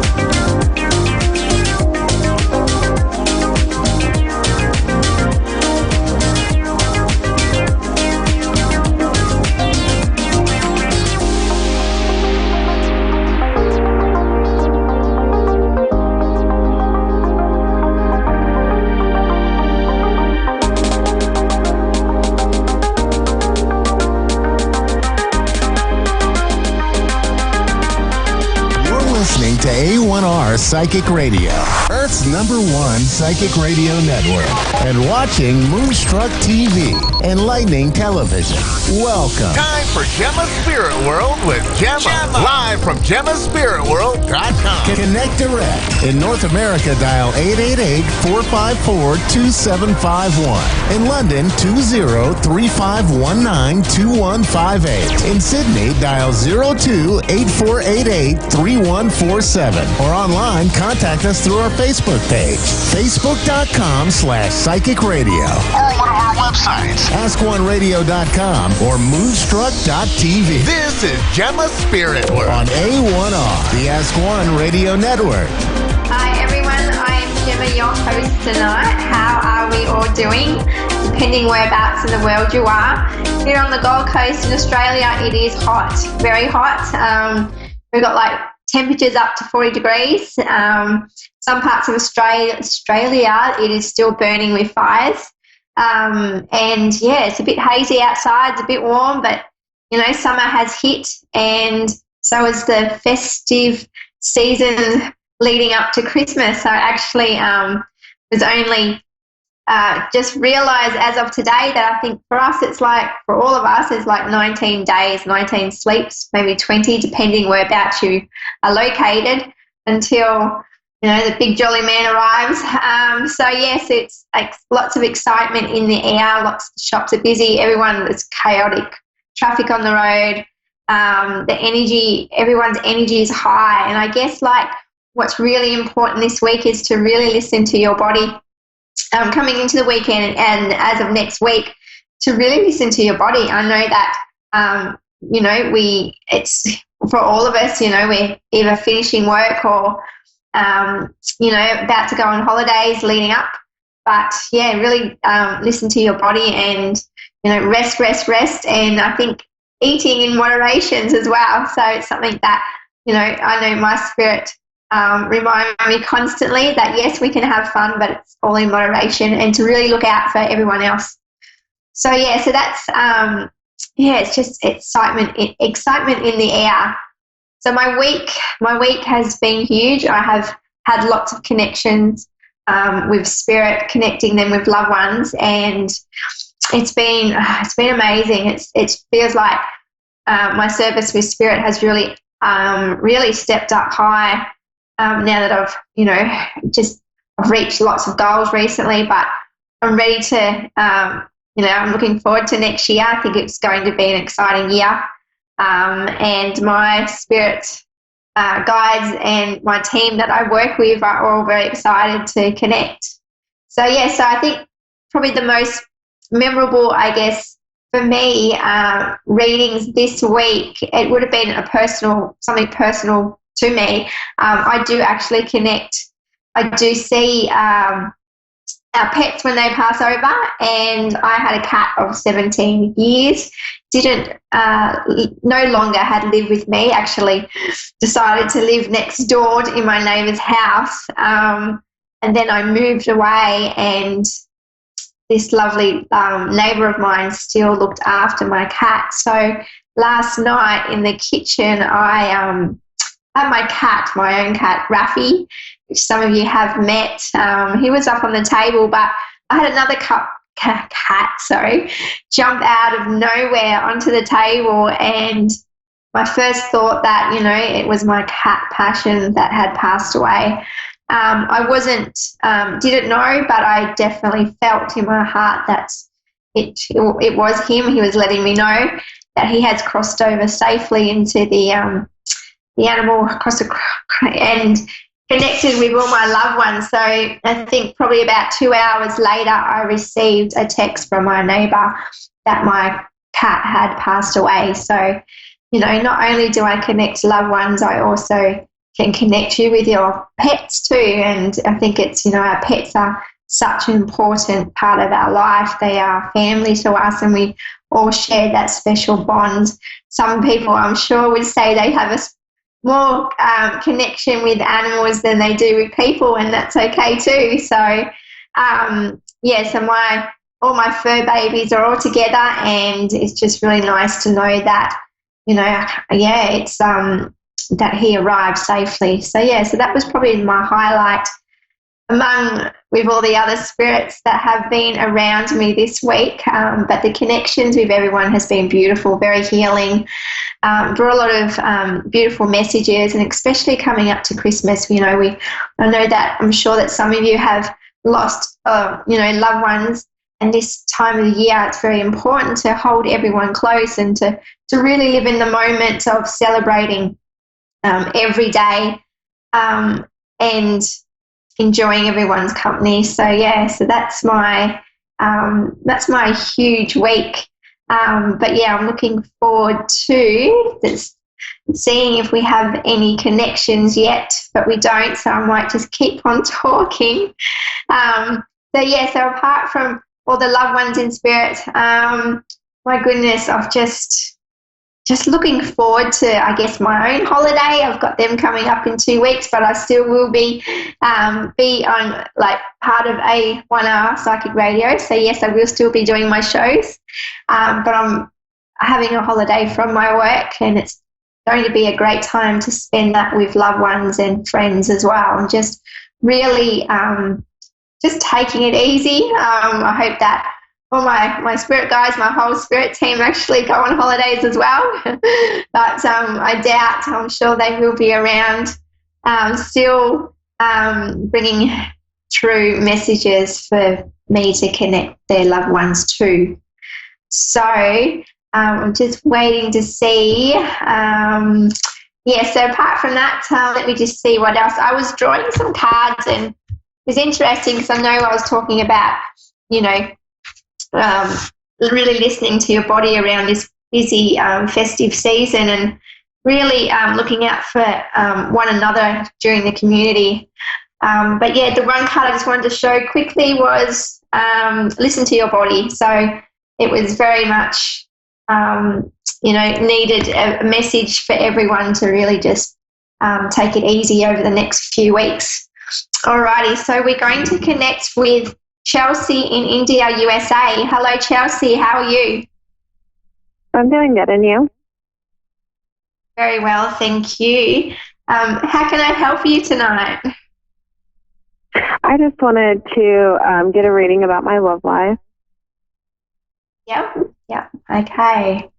Wow. Okay. I have this image at the moment in front of me, and I have this image of your heart, around your heart chakra, and it looks like you've had it's been very emotional lately for you. It feels like in the last 6 months has been up and down for you, because what I'm seeing for you is that I've got your beautiful heart, but I can see the tears, I can see the tears falling away. But not only that, when I say that it's been an emotional roller coaster for you, it can be tears of joy as well, not just tears of sadness. So it just feels like it's been up and down in the last 6 months. Can you resonate with what I am seeing at the moment? Yes. Yeah, and that's what I'm feeling as well. And I also feel that, in the past you have been hurt dearly by someone very close to you. And I've also see that, do you have 2 children? Because I keep seeing the number 2 around you. I have 3. 3 children, okay. And does all 3 children live together? Because I'm just wondering why I've seen 2, but it doesn't matter. I don't always get it right. But I keep seeing, do they all live together under the one roof? What was that? Do all your children live together underneath the one roof? Yes. Yeah, okay. Okay, so what I've got going on with you, with your love life around your children as well, I feel like you've, because I feel like this new relationship, I feel like the relationship that you're in now isn't all that old, but at the same time, I feel like you have been friends prior to that. Does that resonate? Yes. Yeah, okay. And it's also, I feel that you're very protective of your children and who you let into their life as well as your own. And I can see that because you've been hurt in the past, that, you're very protective of your babies, and, want to make sure that, everything's, that what you're feeling is correct. Like, I feel the excitement around your heart, but I also feel that, there's, I guess, some unanswered questions. Are there some unanswered questions in your relationship at the moment? But it also feels like in regards to whether your partner at the moment, like whether he has kids to somebody else, does this resonate with you with what I'm seeing? I was in a relationship for 11 years, and we just recently split up. And I was talking with someone else and kind of developed feelings for them, and still kind of in between, like which way to go. Okay, yeah. And I guess and this happened very quickly for you. It really took you quite by surprise, didn't it, meeting this gentleman at the moment? And but I also feel that, the relationship of, was it 17 years with your last partner, it feels like emotionally you had disconnected, and it feels like it's, for even maybe half the years, maybe, like even the last 5 years, that you have been earning for somebody to love you as much as, the love that you had given to your husband at the time, your ex. So what I'm feeling and seeing for you is that, all the excitement that you're feeling at the moment, it can be quite nervous, but what I'm also seeing is that, just to take one step at a time and really just see where this relationship is going to go without rushing into anything too seriously. But at the same time, you know within yourself if it's right. But I know that just what I keep hearing is that not to rush. Okay. I also, and is there like driving distance? I keep saying whether the partner with you're with now, is there some driving distance, or unless I'm seeing that he drives a bit to get to you? Like, does he live far by is what I'm trying to say. Yeah, he lives an hour away. Yeah, because that's why I see there's quite a distance as well. And I feel like that, each day the heart is, it's stronger for this other person in your life. I just see that taking things slowly, but I also see by the next 6 months, I also see a big shift coming into your life, and whether that, that your current loved one moves closer to you. The current one? Yes, the new one. Will move closer to me? Yes, that's what I'm saying. There seems to be some kind of move, unless you make the move. There seems to be someone moving to live closer, but it feels like it's not going to happen until next year, at least from now until the next 6 months. Yeah. So it feels really exciting, but at the same time, it just, it feels like the traveling can cause a lot of frustration as well. Wow, that seems spot on. Yeah, and I can feel that frustration as well. And I know that every morning that you wake up, it's like, it's, you get closer each day, but it sure makes the relationship stronger because of the distance that of how far your loved one is away. Wow. It's exciting times, and it's just to really just keep on. Everything seems to be moving forward with you. Yes, there's always going to be questions, but sometimes if we worry too much about the future, it can cause that anxiety as well. So to really just take each day, each week as gentle as possible with one another, and you definitely, it's definitely going to be worth the wait until that, until the move is closer. I'm excited about everything that you're saying, because it's like what I've been feeling. Yeah, and I can feel it. I can see it as well, and it feels really good. It's just, I'm really excited for what's to come for you, and it's lots of new beginnings for you both. But the best part is that you've got this solid, beautiful relationship, so solid, and it's, because you are so far away. So it's like, you can't get through the day without thinking about him. He's always in the back of your mind, and vice versa, because I feel the love that he has for you is quite strong as well. Wow. Can I ask you a question? Yeah, sure. Will my ex ever move on? Yes, of course, because what I see for him is that it's going to take a while for his heart to heal. At the same time, it's going to be a time for him to find himself.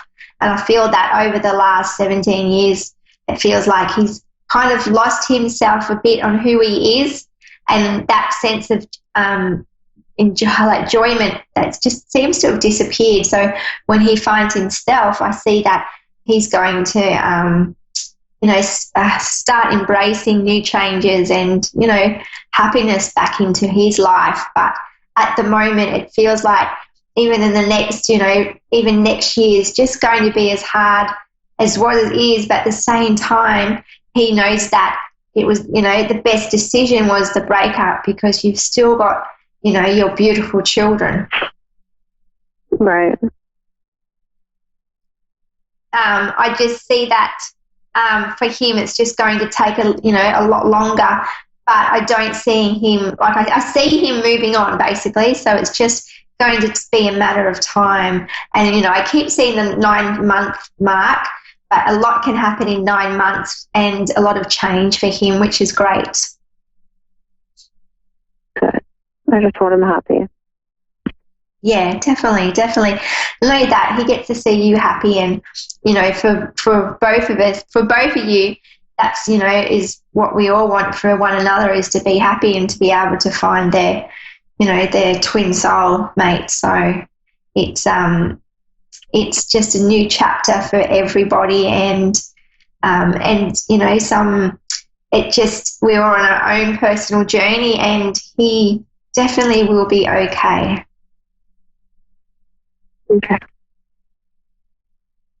Okay, Chelsea, I'm going to have to end our reading together, and I thank you for our time and connecting with A1R Psychic Radio, and I wish you all the best with your new love and the new beginnings that are to begin, especially next year as well. Okay, thank you so much. That's okay, Chelsea. See you later. All right, bye. Bye. Okay, we have Tara from Whitman, USA. Sorry about that. Hi, Tara. How are you?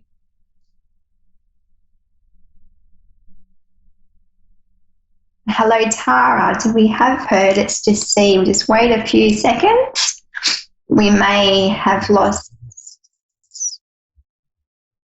Yeah, she's not too far away, but until Tara logs on, I keep seeing blue around her, so interesting to see what kind of communication issues that she has going on with somebody close to her. So this is always, like it's everyone logs on, logs off, but I know this connection is still there. I can feel Tara, but I can't hear her yet, so let's just see. So for Tara, let me just see. I might as well just keep on talking in case she looks back at this, but I keep seeing communication is huge for you at the moment with somebody close to you. Whoa, okay, here we go. Tara, hello, how are you? Hi. How are you today? Hello. Good. I am doing all right. Yeah, you're good. When you're offline, I keep seeing the colour blue around you, and I feel like communication to somebody close to you is very important at the moment. Have you got some issues around someone in your life that has to do with some kind of communication problem that's happening at the moment? Just a moment. Did you say just a moment, or sorry, I didn't hear that.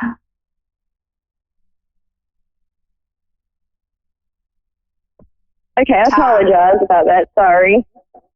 That's okay. Do you have somebody close to you that has some communication issues going on around you at the moment? Yes. Hello? And yes, you do have some communication problems with a loved one close to you at the moment.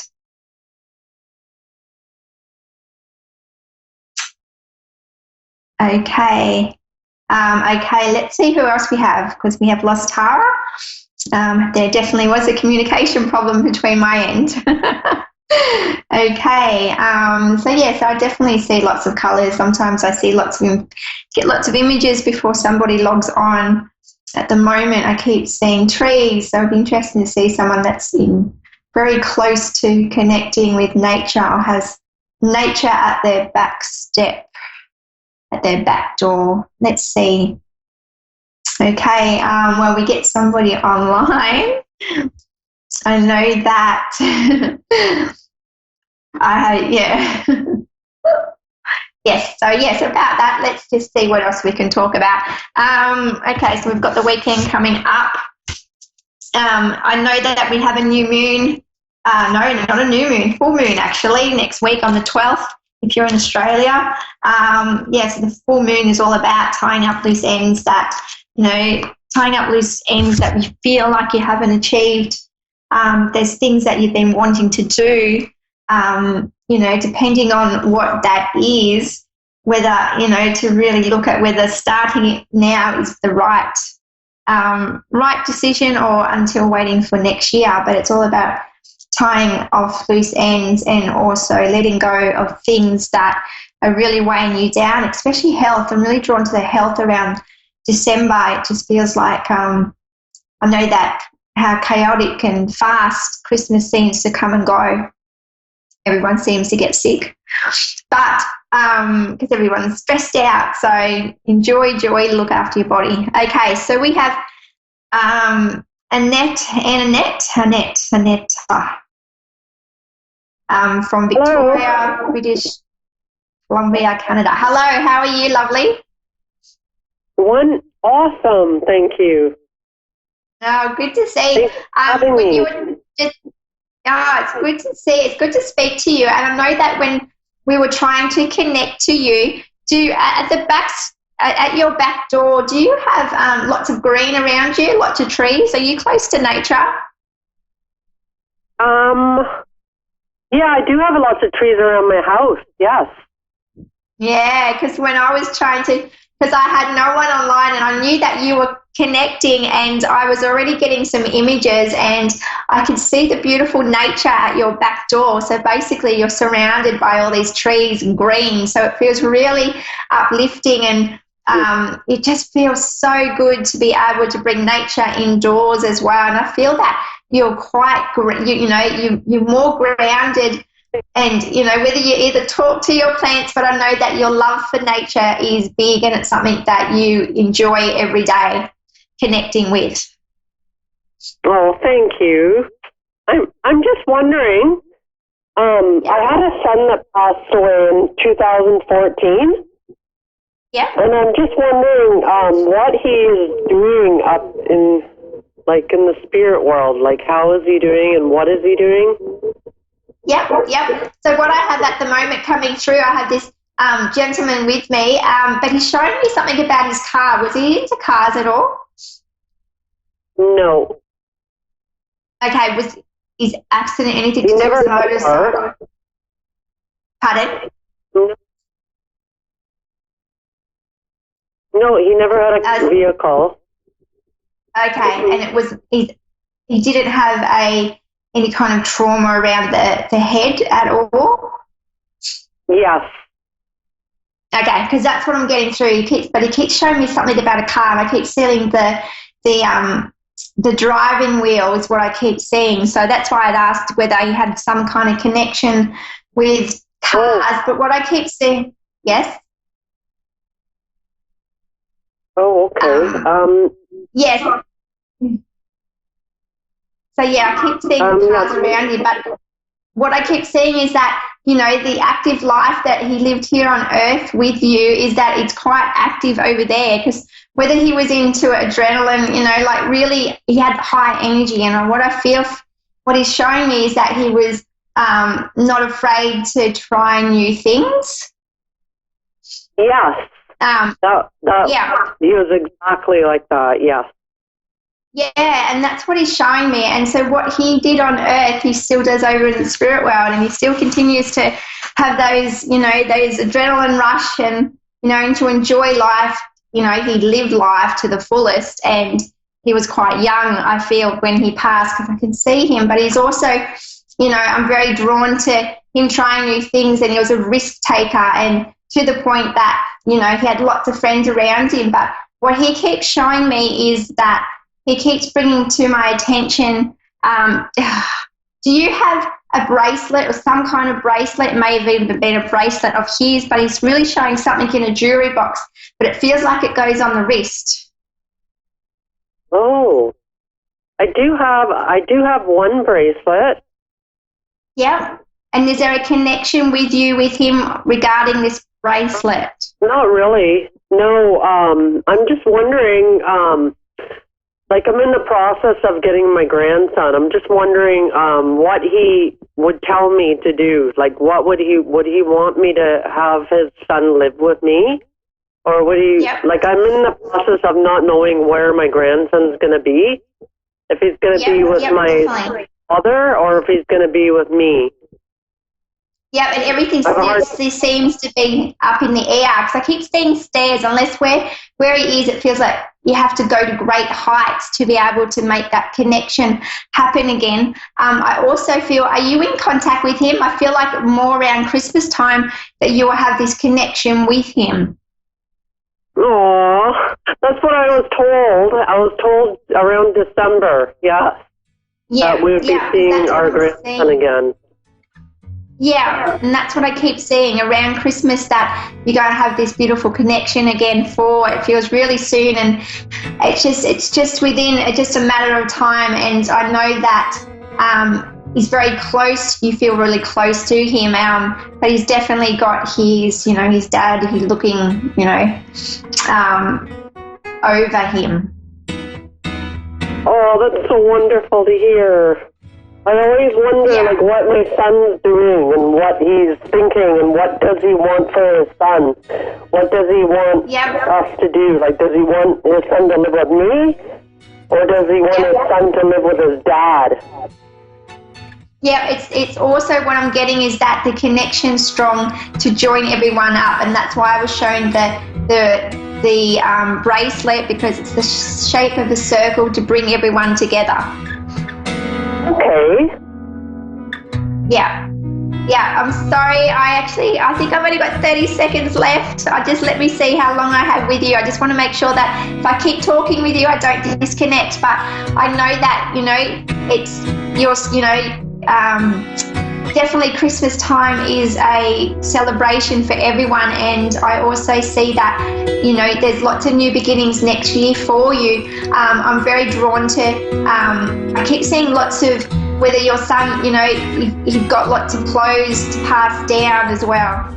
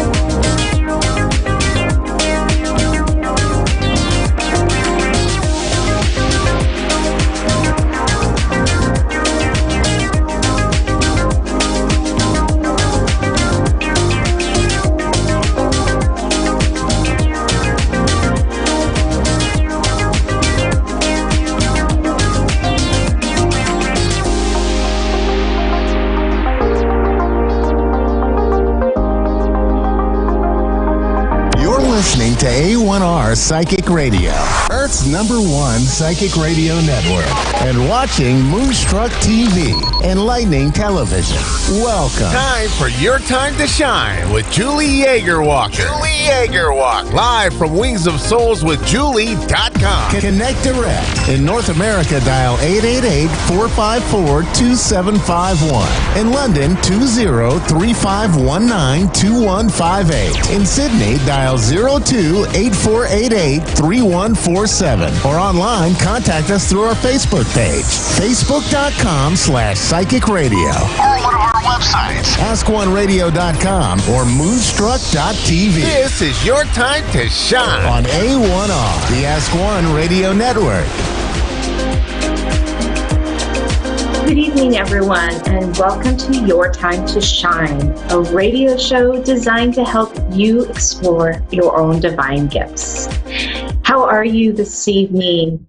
How is everyone doing in this beginning of March? As I was sitting here preparing for the show, there was a huge flock of geese that flew over the house, and they were noisy. I think they were out there for at least 15 minutes talking and chattering. So I sat there to see if they had any messages for us, and they did. They had some really beautiful messages that tie into what I wanted to talk about tonight. So the message from the geese are: fly high, soar above it, do not worry, and do not fret. So I think it's a perfect segue in tonight's topic, which I wanted to just touch on, all of the craziness and the worry and the fret over the coronavirus and how it is affecting each and every person, not just here in the U.S., but all over the world. And all over the world, people are changing their lifestyles. They're changing things up. And a lot of it is fear-based and worry. And rightly so. Don't get me wrong. There's a lot of people out there who are sick and who are dealing with that, and even those who have died from it.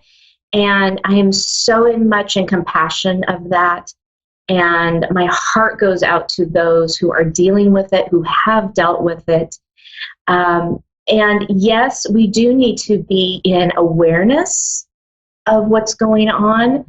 But I do think that a lot of this is being, played upon by our fears. And if I'm sure you've all heard or seen the toilet paper video.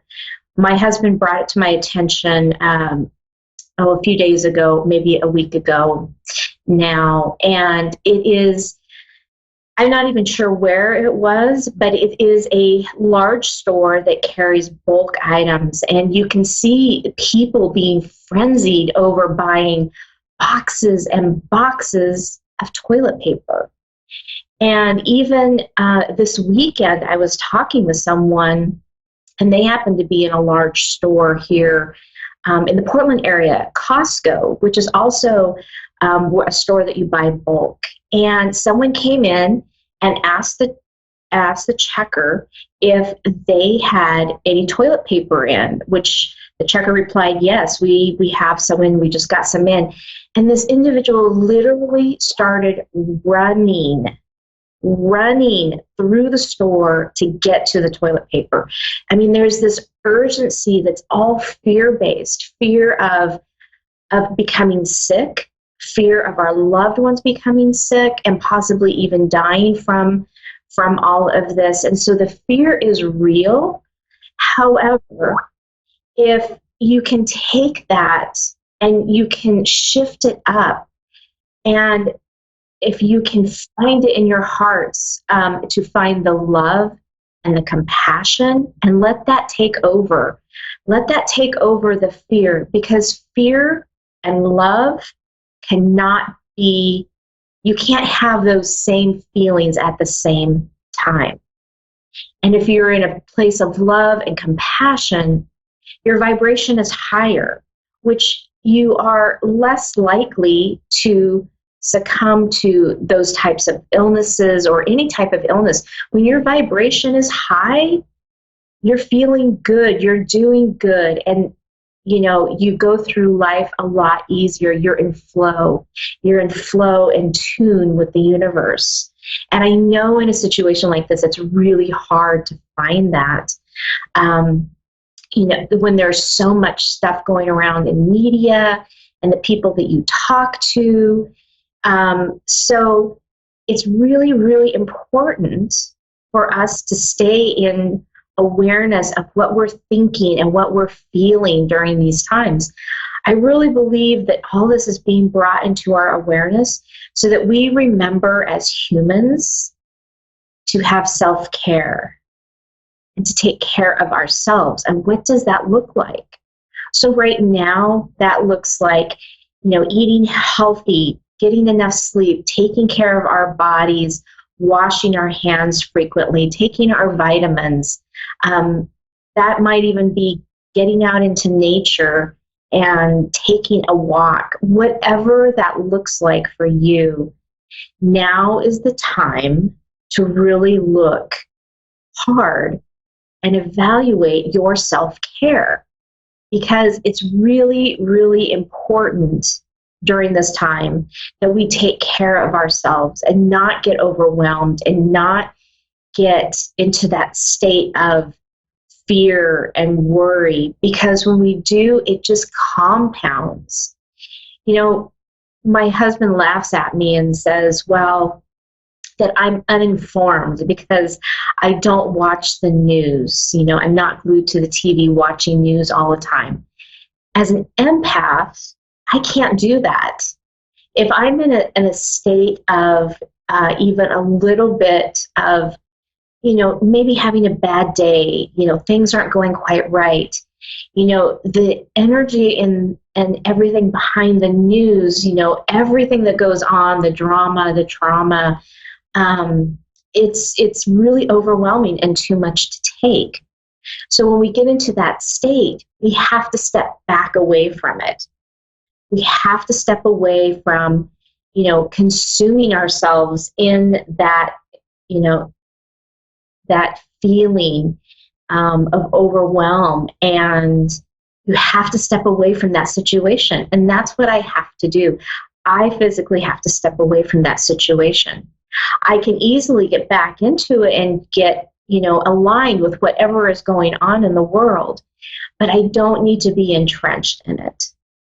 So even that is self-care, right? Taking a step back from the media and what's going on in the world to focus in on you and your family and what is really important. So during this time, it's going to be a struggle. You're going to hear it more and more and more in the news.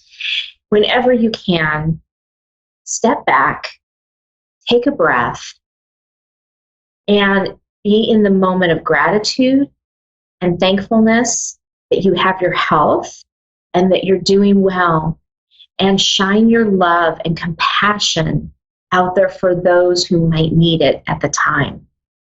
And as you do that, you raise your vibration, you raise your emotional body, and you start feeling a lot better. So take some time, take a little break, and try to stay out of that fear base, because it's not helping you as an individual, as a person, and it's definitely not going to be helping your family.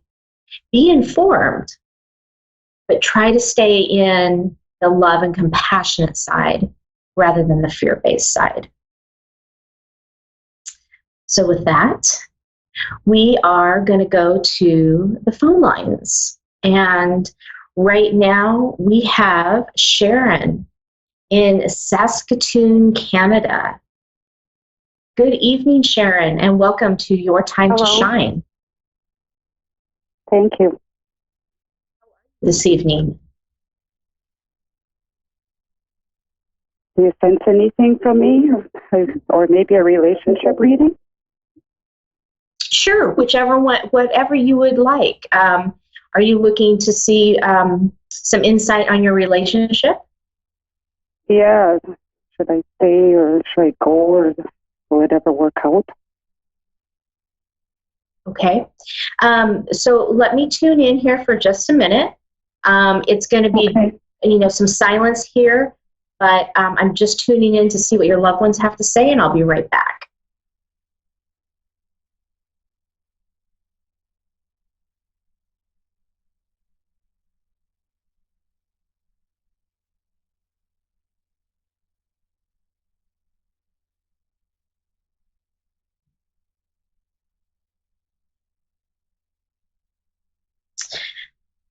Okay, Sharon, so what they're showing me is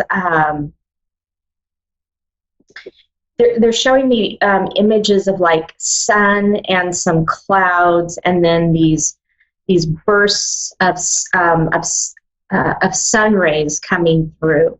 And so what's that showing me is that there's been a little bit of trial and tribulation, a little bit of up and down with this relationship, so to speak. 1 minute everything is great and it's shining bright, and then all of a sudden the clouds come in and there becomes this storm. And this is something that you've been dealing with for a little while now. Yes.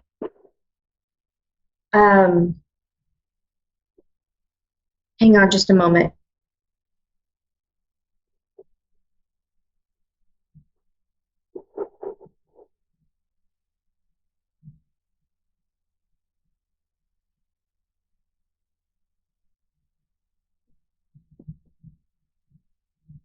So they're showing me that it still may be a little bit rocky for a little while. And what this is doing is it's showing you, you guys seem to be on two different playing fields. And you haven't really quite matched up yet, right? So what they're asking you to do is to take a look at this and say, what is really important to you in a relationship, right? Just sit down and start writing things down that come to mind. Like something might be someone who makes me laugh, someone who can lift my spirits, somebody who, Yeah. You know what I'm getting at. Just start writing down some of these things, right? And then take a step back and look at that relationship that you have and see how many of those are really resonating with you. I can see probably none of it. It's like no happy ones. Well, what they're showing me is they're just showing me that there's a disconnect, and what they're showing is this may not be the 100% relationship that you're going to want to be in for long term. Right now, what it's doing is it is providing you with a purpose, right? And when I say a purpose, it is providing you something that you need in this moment. But they're showing me that that's going to shift and change a little bit, and that what you thought was that reason that you have this person in your life may not be as strong as it was once before. Yes, it's not. Does it show me walking away?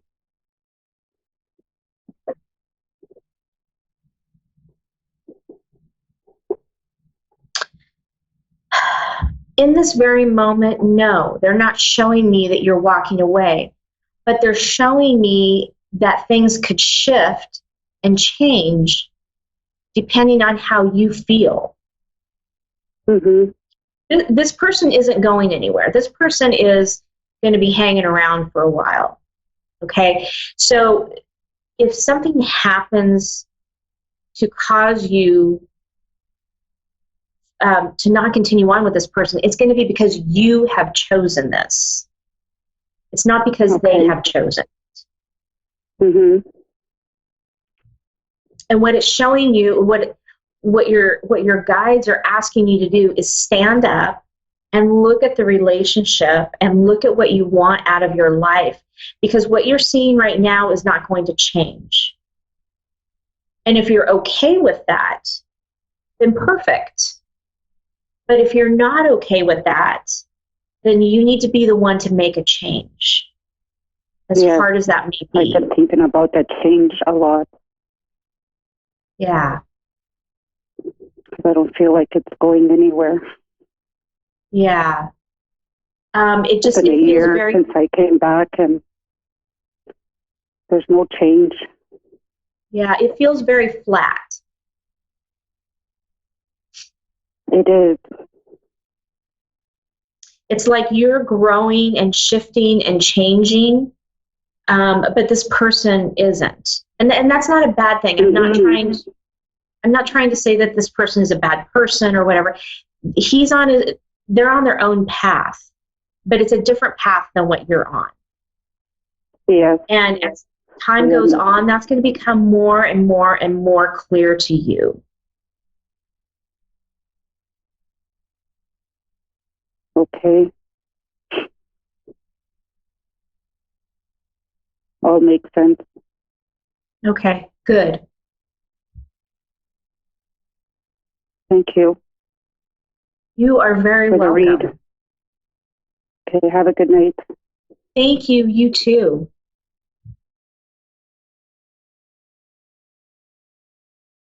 Next, we have Lisa in Western Australia. Good evening, Lisa. Hello. Hi, Hello. how are you? I'm good. How are you?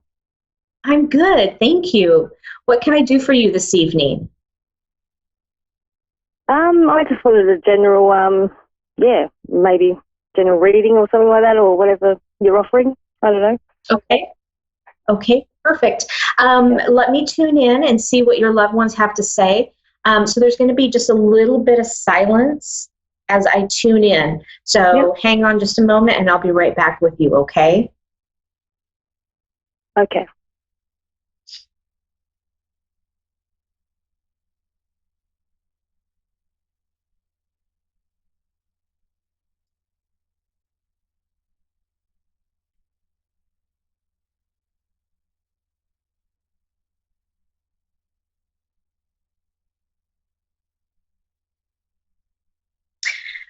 So Lisa, what I'm being shown right now is I immediately saw this huge ocean wave, and you're sitting on top of it. So they're showing me that right now that you're just kind of riding this wave in life.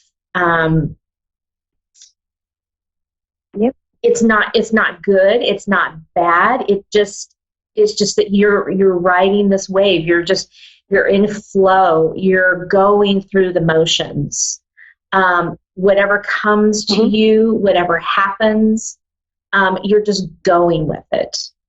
And what that's doing is, because you are in such flow right now, they're showing me that that's going to bring in all kinds of positive things coming around. Abundance, I keep seeing abundance, and abundance is more than just financial abundance. Abundance can be, having an abundance of friends and colleagues and family and joyous occasions, anything that you think of around abundance, because it's all flowing to you. You're sitting on top, and you're kind of looking down on everything. So not quite a bird's eye perspective, but you seem to be you seem to be looking above it all. And that's not like in a egotistical kind of way. You're just taking it all in. You're viewing it from a higher perspective. You're showing me that you're kind of narrowing and zooming down on your work. You're just taking it all in. I feel like there's some changes and there's some things going on at work, but you're just kind of standing back and observing and saying, okay, what do I need to know about all of this? And what steps, if any, do I need to take? Does that make sense to you? A little bit, yeah. Okay. Hang on just a minute.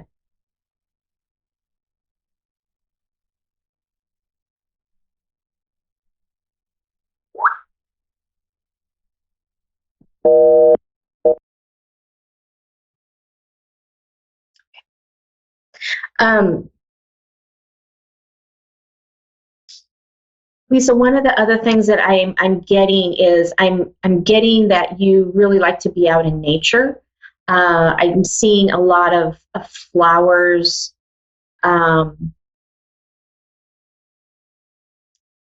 Even like that you like to garden. That seems to be kind of your spot, that you can just forget about everything and dig in the dirt and ground into Mother Earth. And so this is something that you want to continue in your life, because when you do that, you become this expanded, energetic being. Just where that flow that I was talking about earlier, where that flow just comes in and you just start receiving. You start receiving joy. You start receiving love. You start receiving energetic information during this time. You are very much an empath, and you can feel the energy. You can feel the energy around you. Yep. You're that type of person that somebody can walk into a room and you know immediately the energy that person is giving off, right? Whether it's happy or sad or whatever that is, and you can feel that. And so, again, by going back to Mother Earth and getting into nature, those things are going to come to you more openly, and they're going to flow through you more easily. Mm-hmm.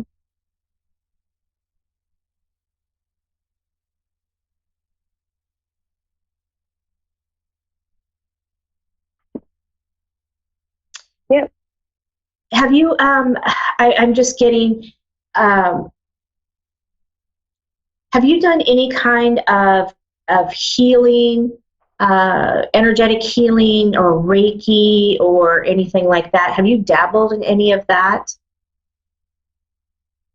Not really, but I do understand that, I'm a little bit of a healer, maybe. Yeah. Yeah. Right, because I'm really picking up on that you are, that you're a healer.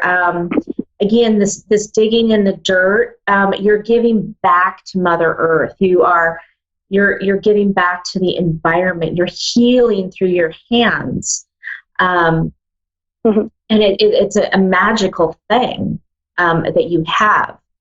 I'm also seeing a lot. Do you have interest in astrology? Because I keep hearing astrology. Have you dabbled in astrology at all? Yeah. Okay. Definitely. Okay. That's why I'm picking up on that.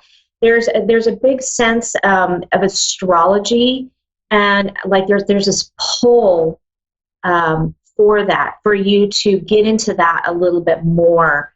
Whether you whether you just do it for fun or whether you try to do it as like a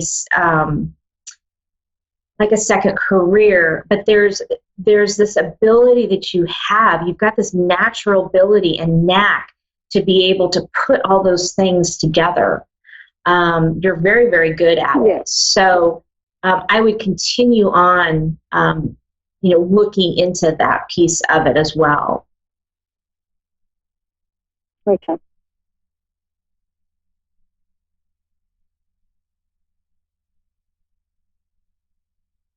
You just have a real beauty and a real magic to you. I just have to say, I really like your energy. It's just very soft and very flowing and very genuine. You probably get a lot of people coming up to you and telling you that their life story. Yeah. Yeah. Yeah. It's that healing, again, it's that healing nature about you. It's that empathic nature about you, that compassion. They don't know why that they are drawn to you, but they are very much drawn to you. You have a very bright light. You attract all these very special people, people who need help, people who need compassion. And there you are. You're giving it, you're emitting it without even really thinking about it. So it is just a really beautiful thing.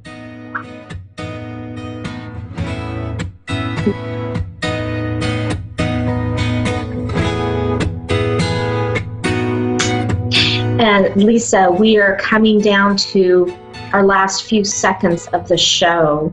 So I want to say thank you so much for calling in and giving me the opportunity to give you a reading. Thank you very much. Thank you. Thank you. I hope you have a wonderful day. Thank you very much. You too. Okay. Bye.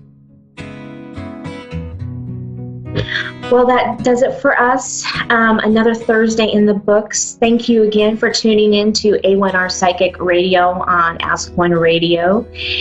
You can catch me over on my Facebook page at Julie Yeager Walker Medium, or Your Time to Shine Facebook page, or I have a website, www.wingsofsoulswithjulie.com. I hope you all have a fantastic night. See you next week.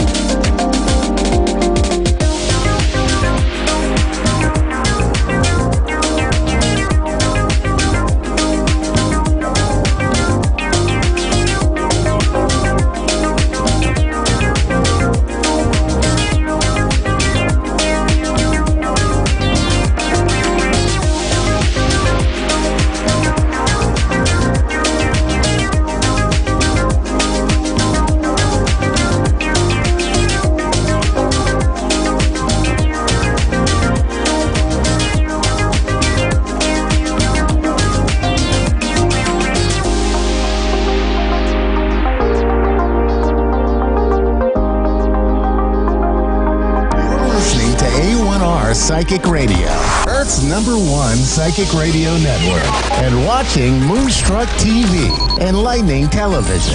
Welcome. Time for Avid Advice Live with Fia Johansson.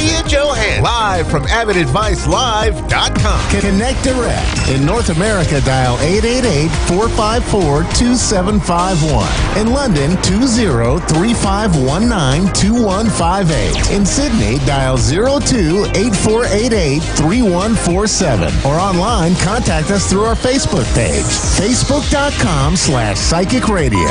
Or one of our websites, AskOneRadio.com or Moonstruck.tv. This is Avid Advice Live on A1R, the Ask One Radio Network.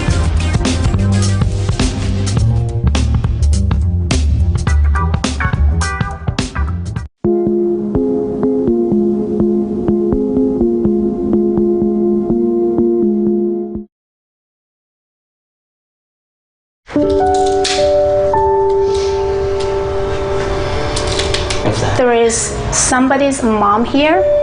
She directed to you right now. Fia is actually channeling my mother. I have her right now with me. She passed away 3 years ago. She says, forgive me. Hearing from my mom was amazing. What she told you before, 3 days before she passed? That she loves me and that she'll see me soon. She's directing me another woman in the room. Please.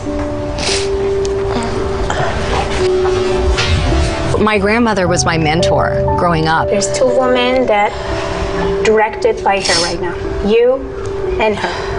She's talking about the man that she was concerned, and she's still concerned, and she asked for forgiveness for that man as well. The man that she brought forward to forgive, that's my brother. She's telling you to stop being weak. Bring more confidence into your life. You know, we're all at different points in our lives. We've all been through different experiences, traumas, excitements, joy. She's proud of you. You're quick on something. You stopped something that was very hard for you to do. You wouldn't think that 10 years ago that I was addicted to drugs. She says, I'm proud of you. Continue. I never stopped asking the universe to show me the way. She's talking about your pain. Let it go. I don't have to have that story anymore. I don't have to hold on to the story of my pain, of my past, of my trauma. Today, I can let it go. Let it go! She said, can you forgive me? Yes. Say goodbye to all things that could stop you to succeed, to feel good, to connect with your soul. Say yes high. Yes. Loud. Yes. Louder. Yes. She's asking you, can you forgive that person? She's directing someone else. She's directing a man. She's directing someone. Can you forgive that person? Can you forgive that person for her? Loud. Yes, I forgive him. Why you do forgive him? She want to know. I forgive him for myself. You are worthy enough to do everything for yourself. Not for anybody else, for yourself. I know that takes a lot from her, but she gives. And she gives and she gives. She's asking you to be strong, to be powerful, to be connected to your soul. You don't need anyone's affection and approval to be perfect. You are already perfect. Believe in yourself. Yes. Just say, yes, I do believe in myself. Yes, I do believe in myself. Louder. Yes, I do believe in myself. Louder. Yes, I do believe in myself. And I believed in her.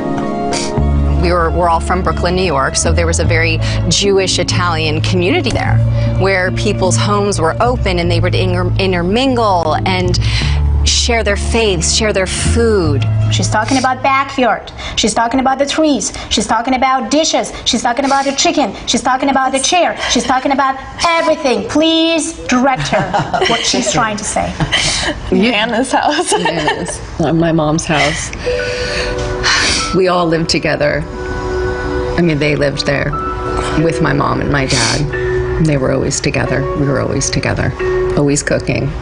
She actually made a better chicken parmesan than my mother. Yeah, hers was better. But don't tell her that. Yeah, don't tell my mom that. Don't tell Nana.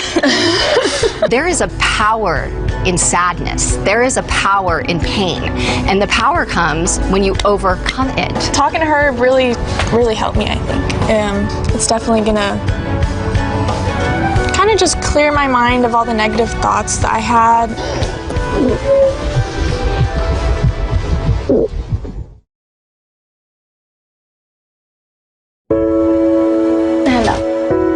My father, Congressman Ron Dellums, who passed away a year and a half ago, visited Fia. Today was a day to remember Ron Dellums, who in 1970 brought to Congress an anti-war and anti-apartheid stance that was branded as radical and dangerous. Oh my God. He's asking, do you remember my hand? Oh, yeah. Do you remember what I told you? Yeah.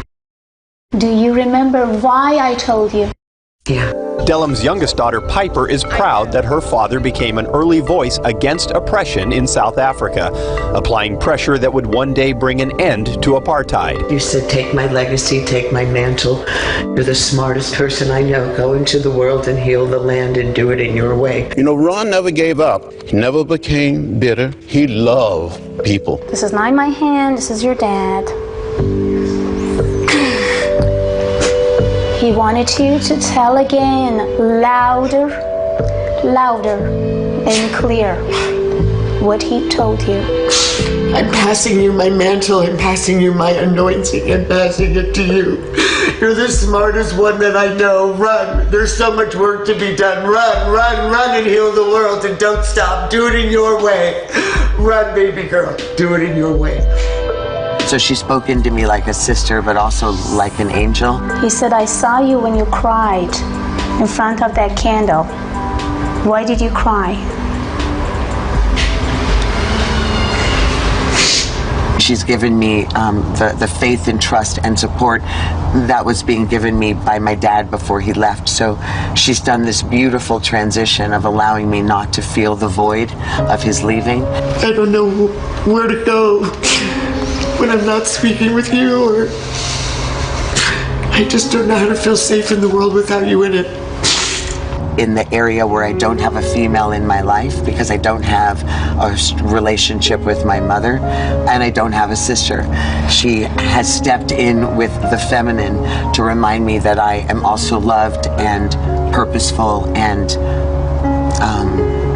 beautiful and worthy, that I'm valuable. It's not just me that tried to basically sending her messages and changing her.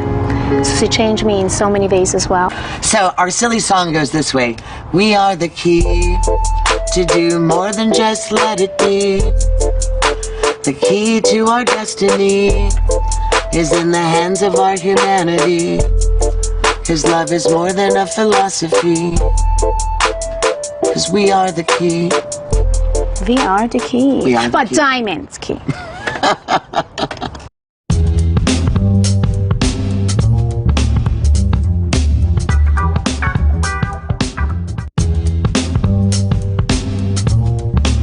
For centuries, it's believed that mediums have been able to mediate communication between spirits of the dead and living human beings.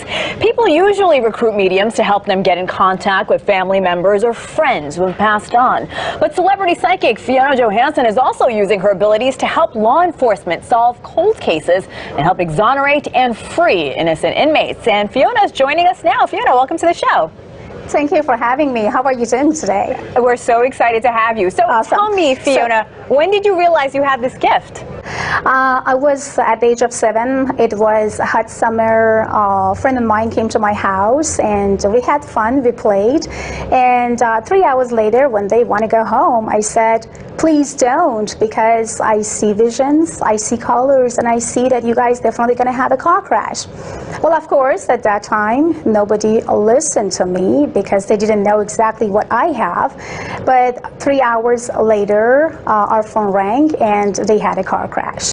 And from that moment, it took 4 years for me to realize why I see things before they happened. why I feel things before people talk about to me, and then why did people communicating through me when they want justice or something about their life. So Fiona, tell me, how did you get involved with law enforcement? I was at the age of 17. It was back in Europe. So basically, they engaged me in a couple cold cases, and I could help them to find murder or border cases, and also I helped them to achieve and put all the puzzles together through the colors, visions, names, and of course, spirit talking to me by themselves. Like example, 2 years ago, Coast Guard communicated and said, we have a missing pilot. And I said, I know exactly where they are, but they said, we are in Catalina coast and we are looking after, well, we are not, finding them. I said, well, we are guys in the wrong place. The moment that they said they are missing, I said, they both dead. He immediately connected and says, how did you know it was two? Because it was one student pilot and the other one the instructor. And then he said the student pilot mentioned exactly where he is, and that's why they are dead, because I am just communicating with dead people when it comes to my mediumship. So 40 minutes later, they sent me a helicopter, and then right after, we found the stress signals that belong to that helicopter or that plane. That's incredible. Fiona, can you walk me through the process when you're presented with a case at first? When I actually starting to look into the cold cases and murder cases, again, it was the spirit that directly communicated through me. So, and when I started, I was 17. Law enforcement communicated to me and said, like, are you ready to get engaged with that case? And when I felt I'm ready, I said, yes, I am. And all of a sudden, all the names, images, visions, and things come through. Incredible. And then through that, I understood that when I'm asking, or there's someone asking about some name, and I don't even know about, I should not know anything about their name, I should not know anything about their genders. All I know is the communication that I have together with that law enforcement or, police or officers just tell me, we have a missing persons. We have some baby boy was like 4 years old that been missing for kind of 5 hours. I'm directly connected to the energies, and I pick up the energies through that officers that communicating through phone. So I shouldn't be in a place or be around that families or touching that families or communicating with that families. Fiona, let's talk about a specific case about R&B singer Jamal Truelove, who spent more than 6 years in prison for a 2007 murder. He was eventually acquitted in 2015 when a jury found that the two officers had fabricated evidence. Tell us about your involvement in that case. Well, the way that I involved in this case, it was that we got through a couple actually friends, and when they reached out to me, I said, I reacted immediately that this guy is innocent and he shouldn't really be in jail. And they said at that time that they can't do anything about it because, already all the evidence is against. And I said, well, he will come out, but not now. There is a timing that I can see and I'm predicting, and this time is all about like in between 5 to 7 years. And they couldn't really believe at that moment because they felt, oh my God, it's kind of very, saddest because we should really get him out. And if you said that it's going to be 5 to 7 years, that actually really make us to feel very uncomfortable and disappointed. And I said, it's the time. And through that time, I communicated with Jamal in jail and trying to let him to understand about his own value and he's not innocent, which he knew already. And I said, manifest, and try to manifestation, get yourself out from the jail and make impossible be impossible and show it to everybody. And that's exactly what he did. Absolutely fascinating. Fiona Johansson, psychic investigator. Fiona, thanks so much for being on the show.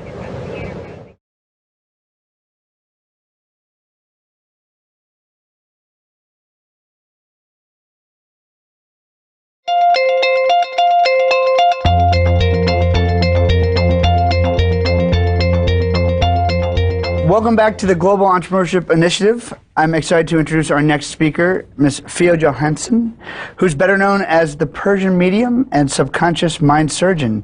She's a multi-talented motivational speaker, clinical hypnotherapist, and celebrity psychic medium. An author who works closely with law enforcement to help locate missing people and solve difficult criminal cases with detectives and as well as private investigators. Throughout her career, she's helped thousands of people identify personal roadblocks to help them truly believe in their own path to success, whatever that dream may be. Her greatest passion in life is helping others achieve their ultimate dreams and desires, teaching people to believe that truly anything is possible. Please help me welcome to the stage Ms. Fia Johansson.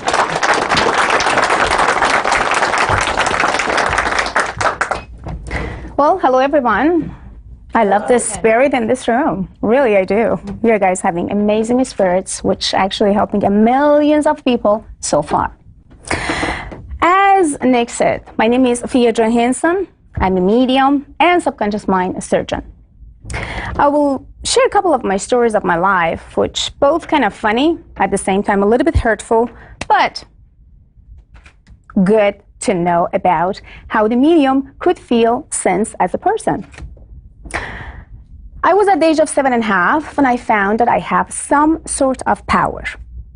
Of course, first it was kind of odd, a little bit difficult to understand myself, and I kind of like felt something is not correct with me because I could see, feel, and sense things before things happened.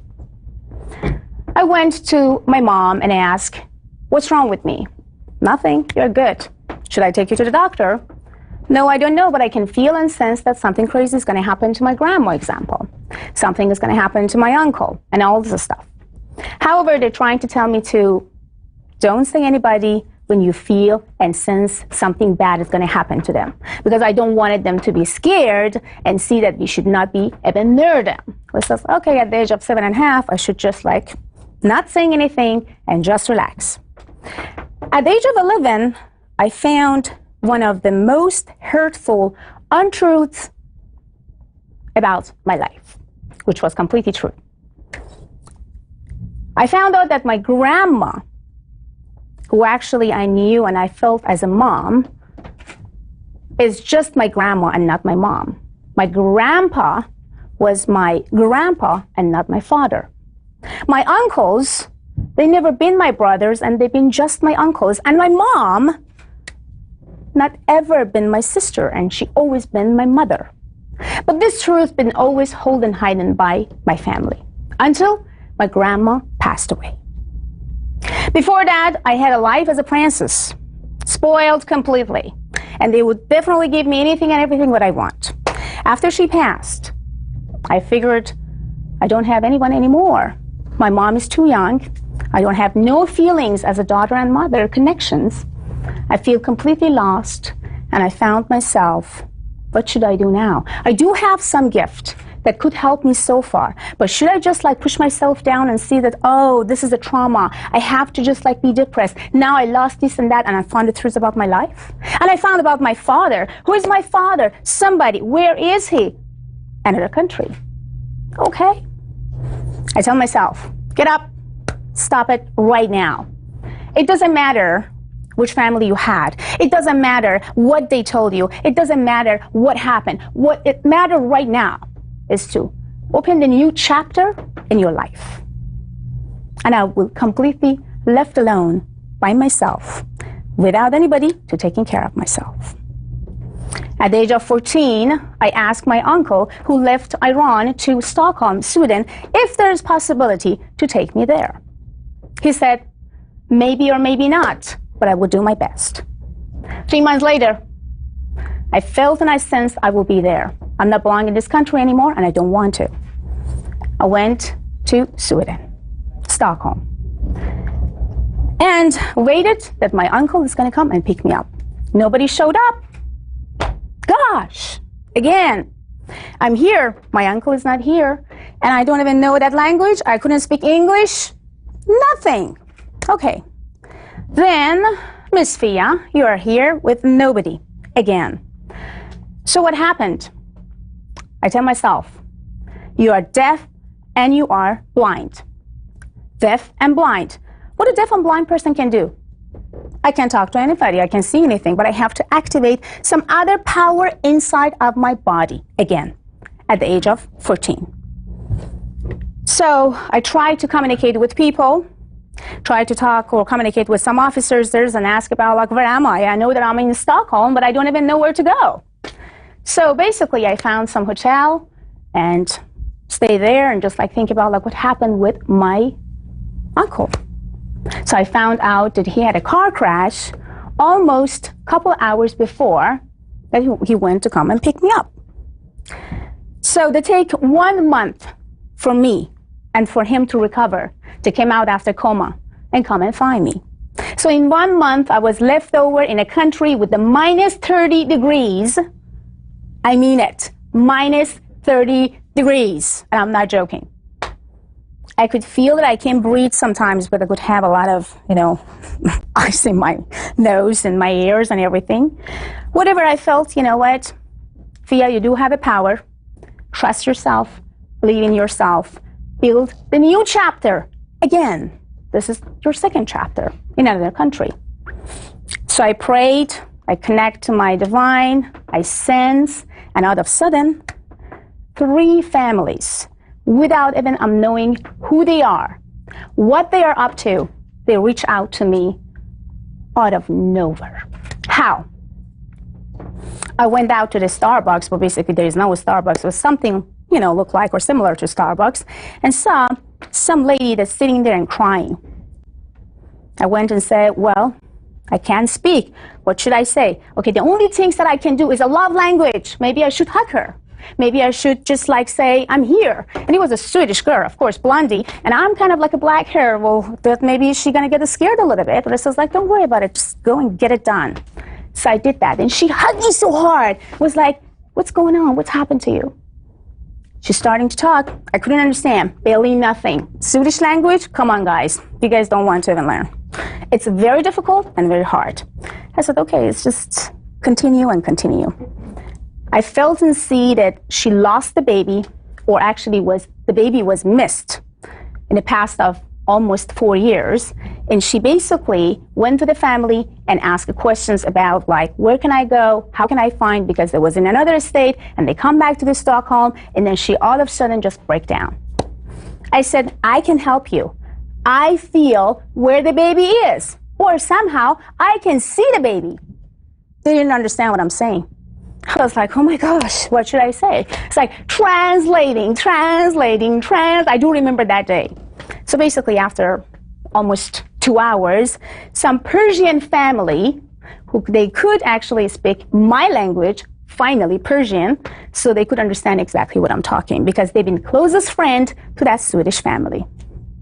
My career started at the age of 14 in Stockholm. Just 2 months after, I landed in this minus 30 degrees of country.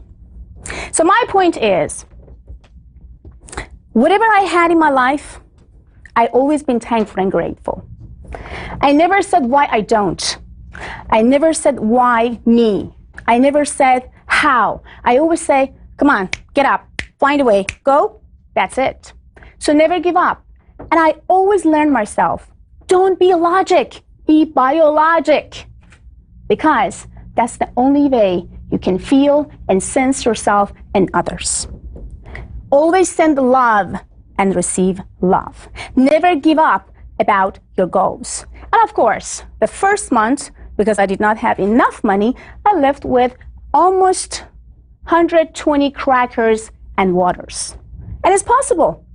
As a human, we can live with 120 crackers and water every day, which I did because I did not have money, no place to go, countries with no language. Then after that, I felt like I have to build my company. I built my company almost 3 years later. It was about $4.5 million company with almost 55 Swedish employees. And what I did that, not just helping police officers and private investigators and all this stuff. I did this because I felt that Swedish people rejected me one after each other. Why? Because I'm come from another country. I said, you know what? I make a decision now. I am going to build my own company, and you are going to pick me to hire you. This is me now, Fia Johansson. So now I'm not going to be a blondie lady, but I'm going to be the black hair lady with a lot of power of veal. So my veal power make my company became super successful back in Stockholm. Almost 8 years ago, I felt that I have to move to America. I find my love of my life.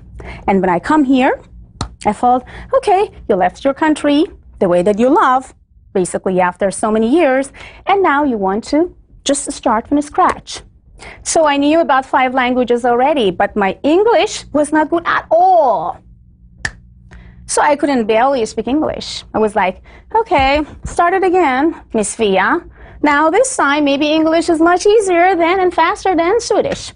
So that was all I had. And now I have over $5.5 million, almost $6 million company, and actually have over 250 employees worldwide that are working for me in America. So everything is possible, even you don't know about the language. So remember that deaf and blind always will help you and send love and passion to yourself and anything and everything you want. Everything is possible.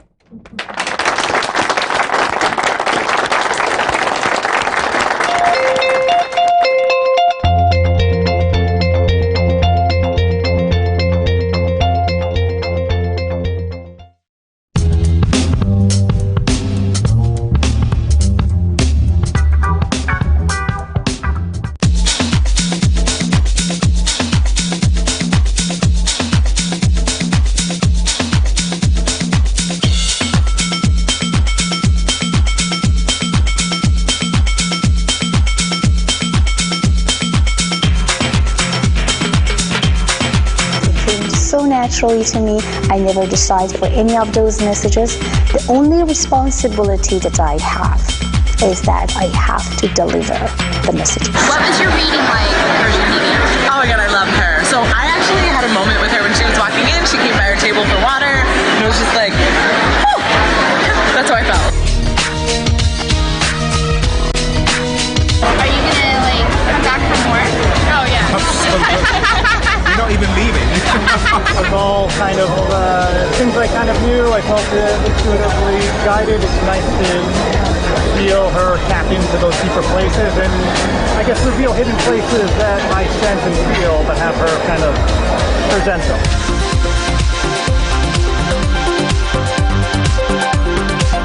She said, I'm going to meet a man who's going to come right to me. It's been quite a while, and if that happens, I'm going to be in huge debt to her. This was a great reading today because it lifts my spirits. Spirits have been depressed for a while because of adverse happenings going on. I'm very pleased about that. I went to her workshop yesterday and it was awesome.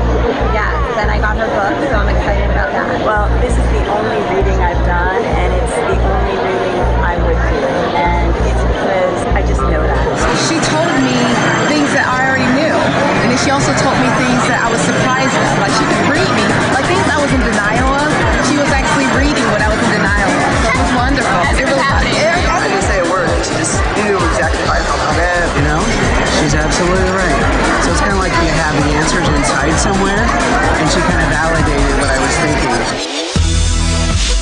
If you're a person that's trying to, make your sense or see your sensualities in your emotion, your vision, imagination, your subconscious mind, get close to that power, then you can see, feel, and connect to the spirit.